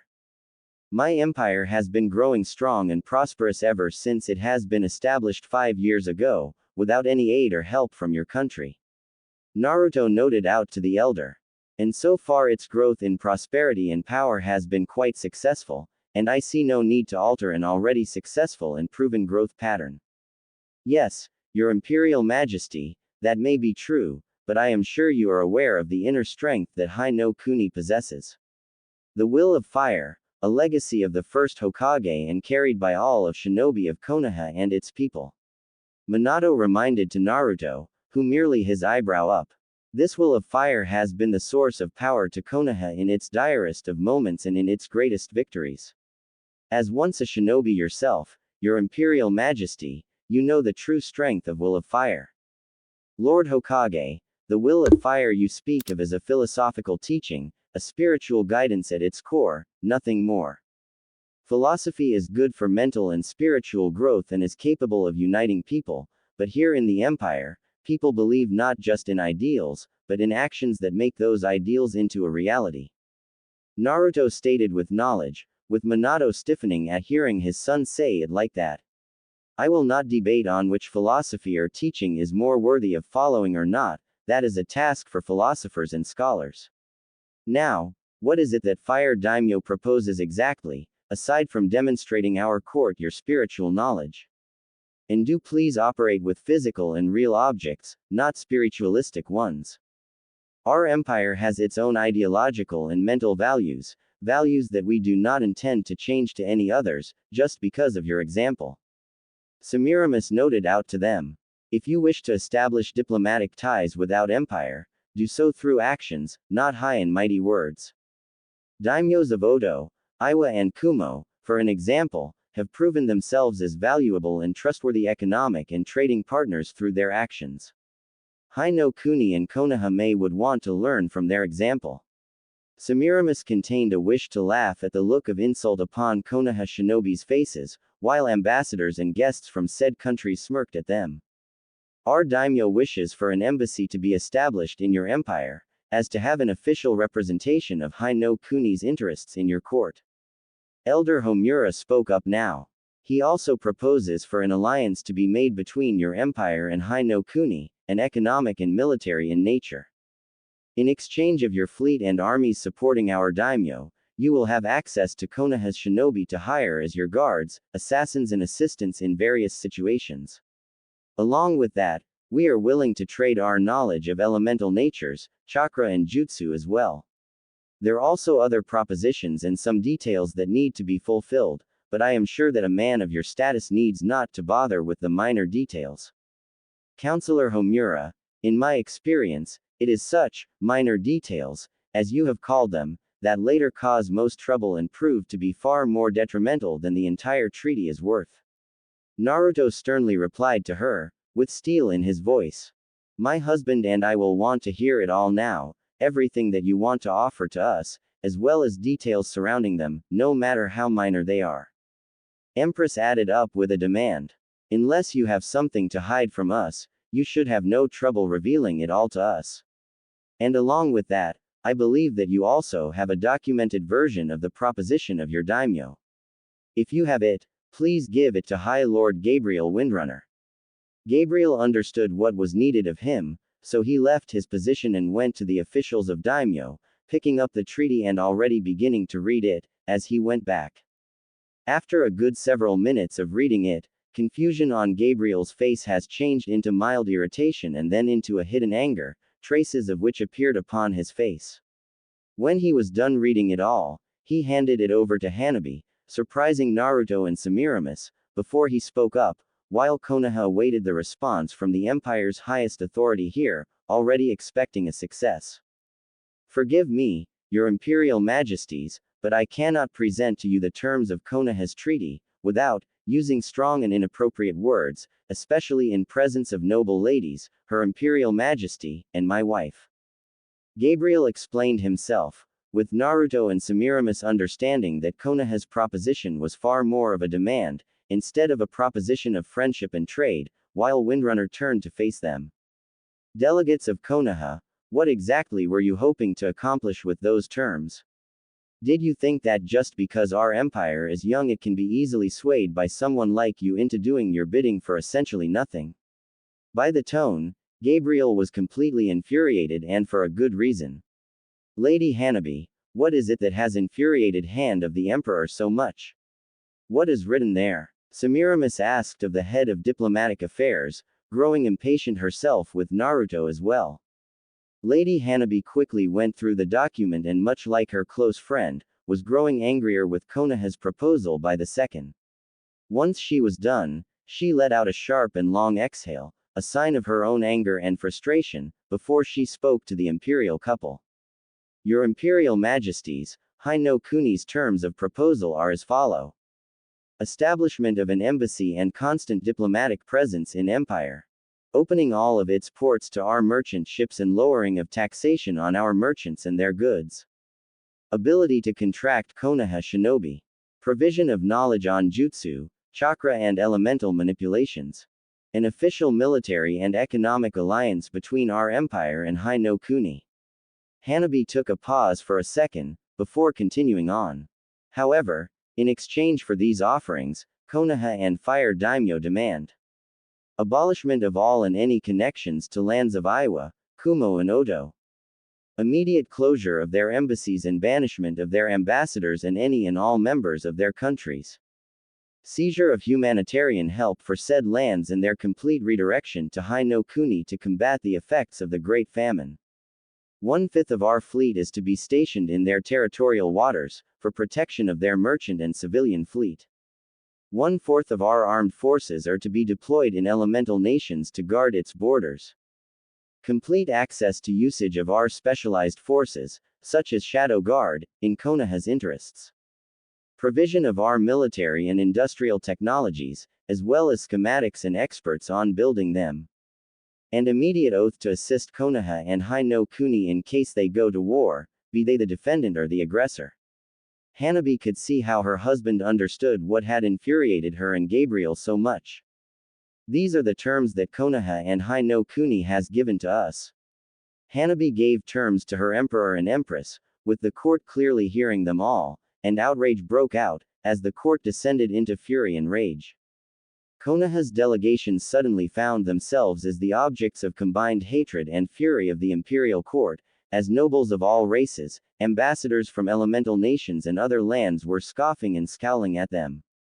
Minato and Kushina saw clear hatred and fury of the court at them, and did not understand what was so outrageous that they have proposed to them. These were the very same terms that Konoha had given to each and every other nation that had joined them, and even though some of them did refuse them, they eventually did see the power of Will of Fire and joined in.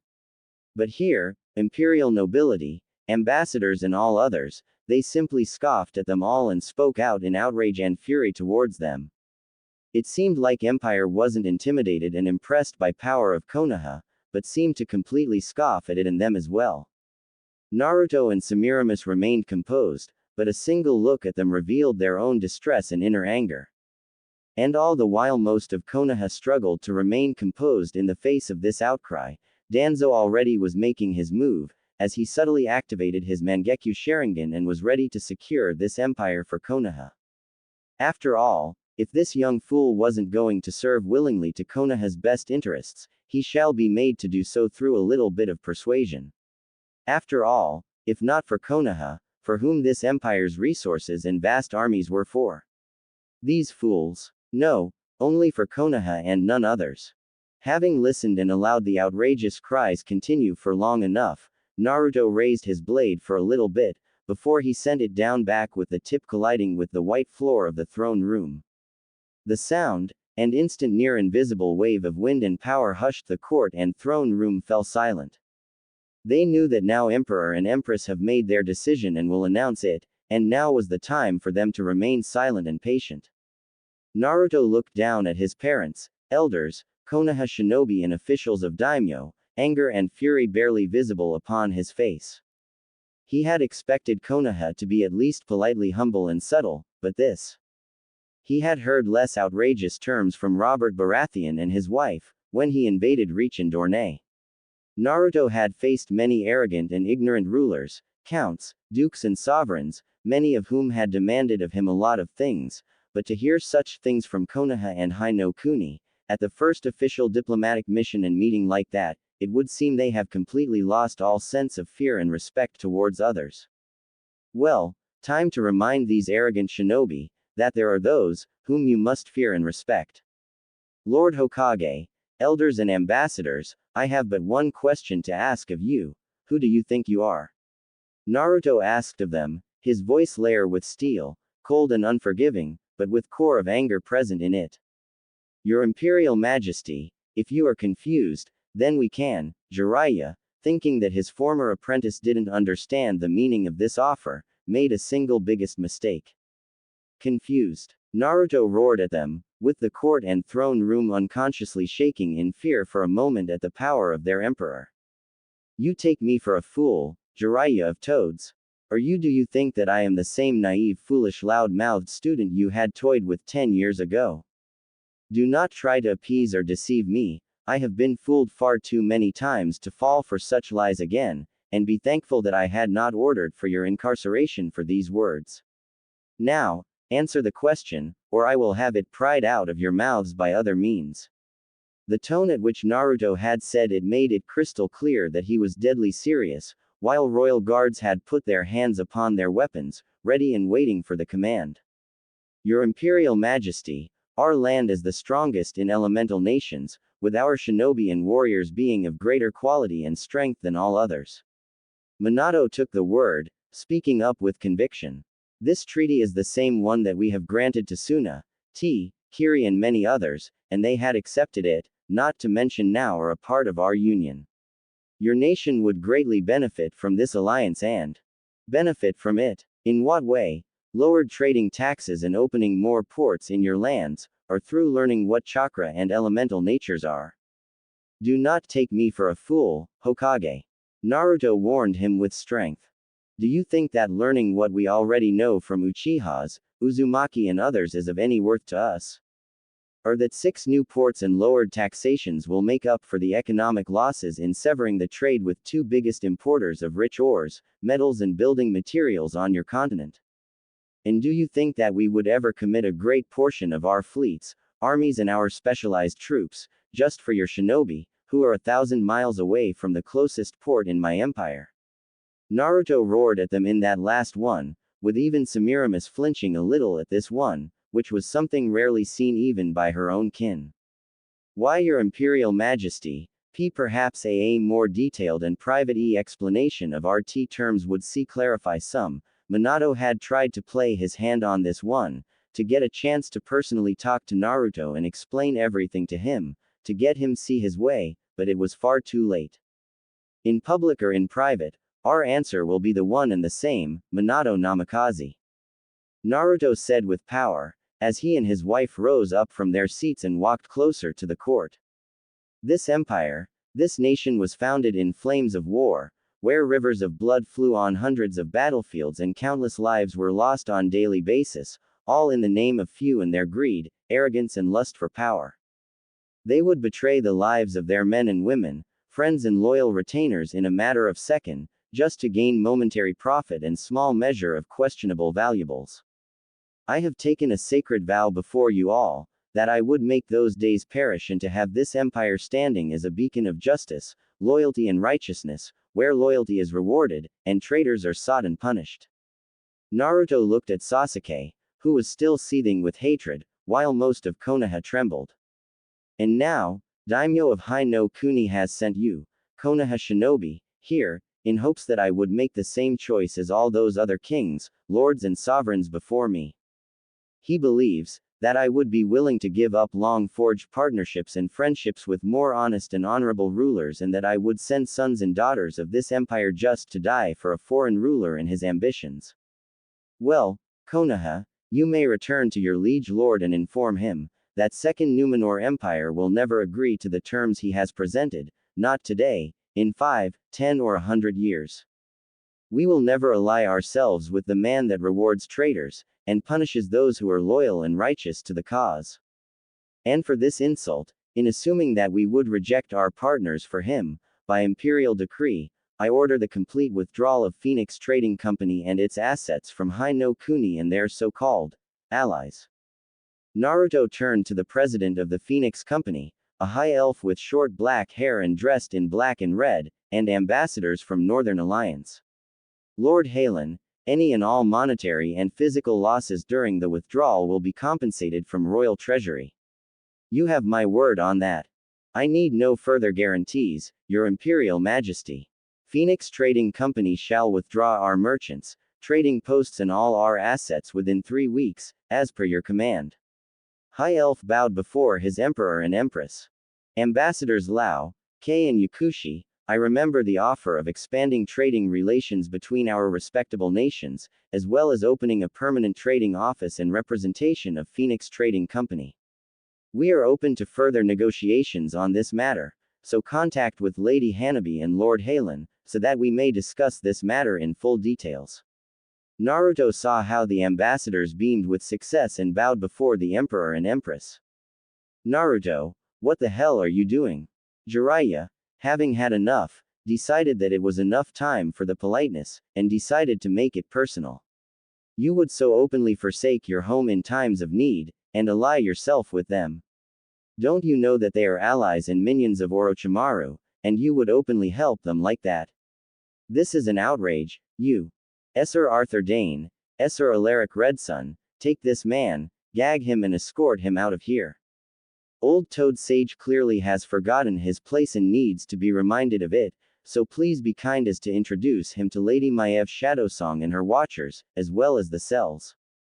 2 days within those confines should teach this man and serve as an example to his companions for what will happen, if they decide to insult my husband and our family without care. Semiramis commanded to the royal guards, with a tall man with 2 swords in full armor and a high elf, dressed in paladin armor and with a war hammer of dwarven work, turned around and bowed the empress, before heading towards the man. Jiraiya had tried to resist the arrest, even trying to fight against the 2 royal guards, but they weren't chosen of the emperor and empress without a reason. A single spell of light from Alaric, and Jiraiya found his knees failing him and falling onto the ground, as special shackles closed up on his wrists and he was dragged out of the room, with Konoha's shinobi looking at this with an outrage, but also fear. As Jiraiya was out of the room and the royal guards quickly rejoined them, Naruto spoke up again. Another outrageous act upon your part, delegates, and fate of your companion will be a mercy compared to the next punishment. Naruto promised them. You and your guards are restricted to the port quarter and you will be under constant monitoring of watchers and city guards. Should you try and leave, you will be escorted back. Try a second time and you will be escorted into the gallows. Force your way, and you will leave the port quarter in a coffin. You will leave Numor city in 4 days, with the next ship heading for Hino-kuni. Now, be gone, your audience is over. Naruto commanded to them. I believe you should reconsider this rash decision, Your Imperial Majesty. Danzo spoke in his usual manner, getting an eye contact with Naruto and using his Kotoamatsukami on him in that same instant. After all, you do care for the betterment of Konoha, Naruto Uzumaki, do you not? Danzo let out a small satisfied smile, knowing that this empire was as good as his now, with Naruto blinking a couple of times, as if something was in his eyes. Unfortunately for Danzo, he has greatly underestimated empire and its emperor, along with people that has surrounded himself with. While in Eastern continent, only select few could feel how a person casts a jutsu or genjutsu. In the West, magi, shinobi, watchers and many others have developed several supplementary techniques that allowed to sense out the casting of a spell, jutsu or a visual genjutsu of the highest caliber. What is on the East a hidden genjutsu technique, was like a thundering monastery bell for all of royal guards, noble lords and ladies, hidden watchers and shadow guards, along with emperor and empress, and their bodyguards. Royal guards immediately drew out their weapons, as the city guards in the throne room also took up the positions for a battle, shielding the court. Neji and Tenten instantly were at Empress and Emperor's sides, with Gabriel and Verisa already drawing out their weapons.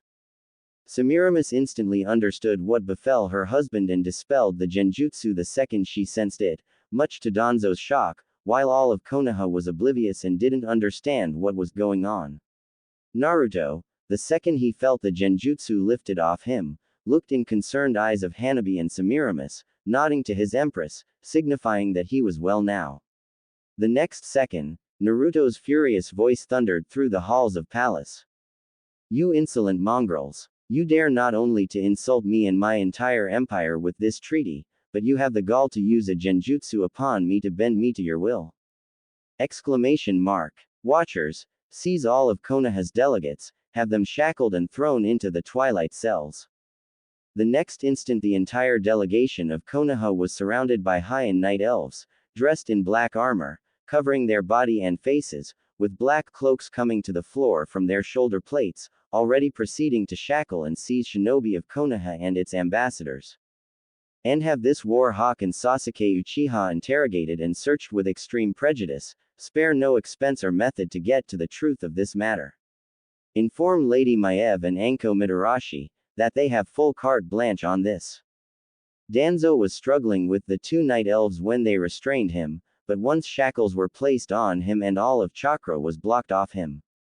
His bandages were ripped out from his covered eye and his arm, along with restraints on it, revealing the full arm of Sharingans, with face of Hashirama on the shoulder of his artificial arm, and a Sharingan in his right eye socket.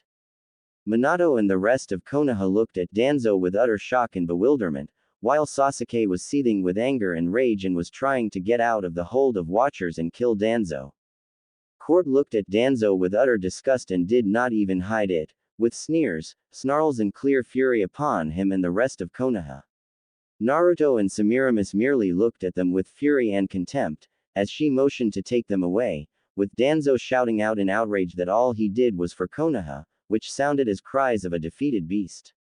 Unfortunately for everyone, the moment the shackles have closed up on Sakura's wrists, the spell put on her by Hanabi had been dispelled by the effects of the shackles. And the moment that spell was lifted, Sakura shouted out loud.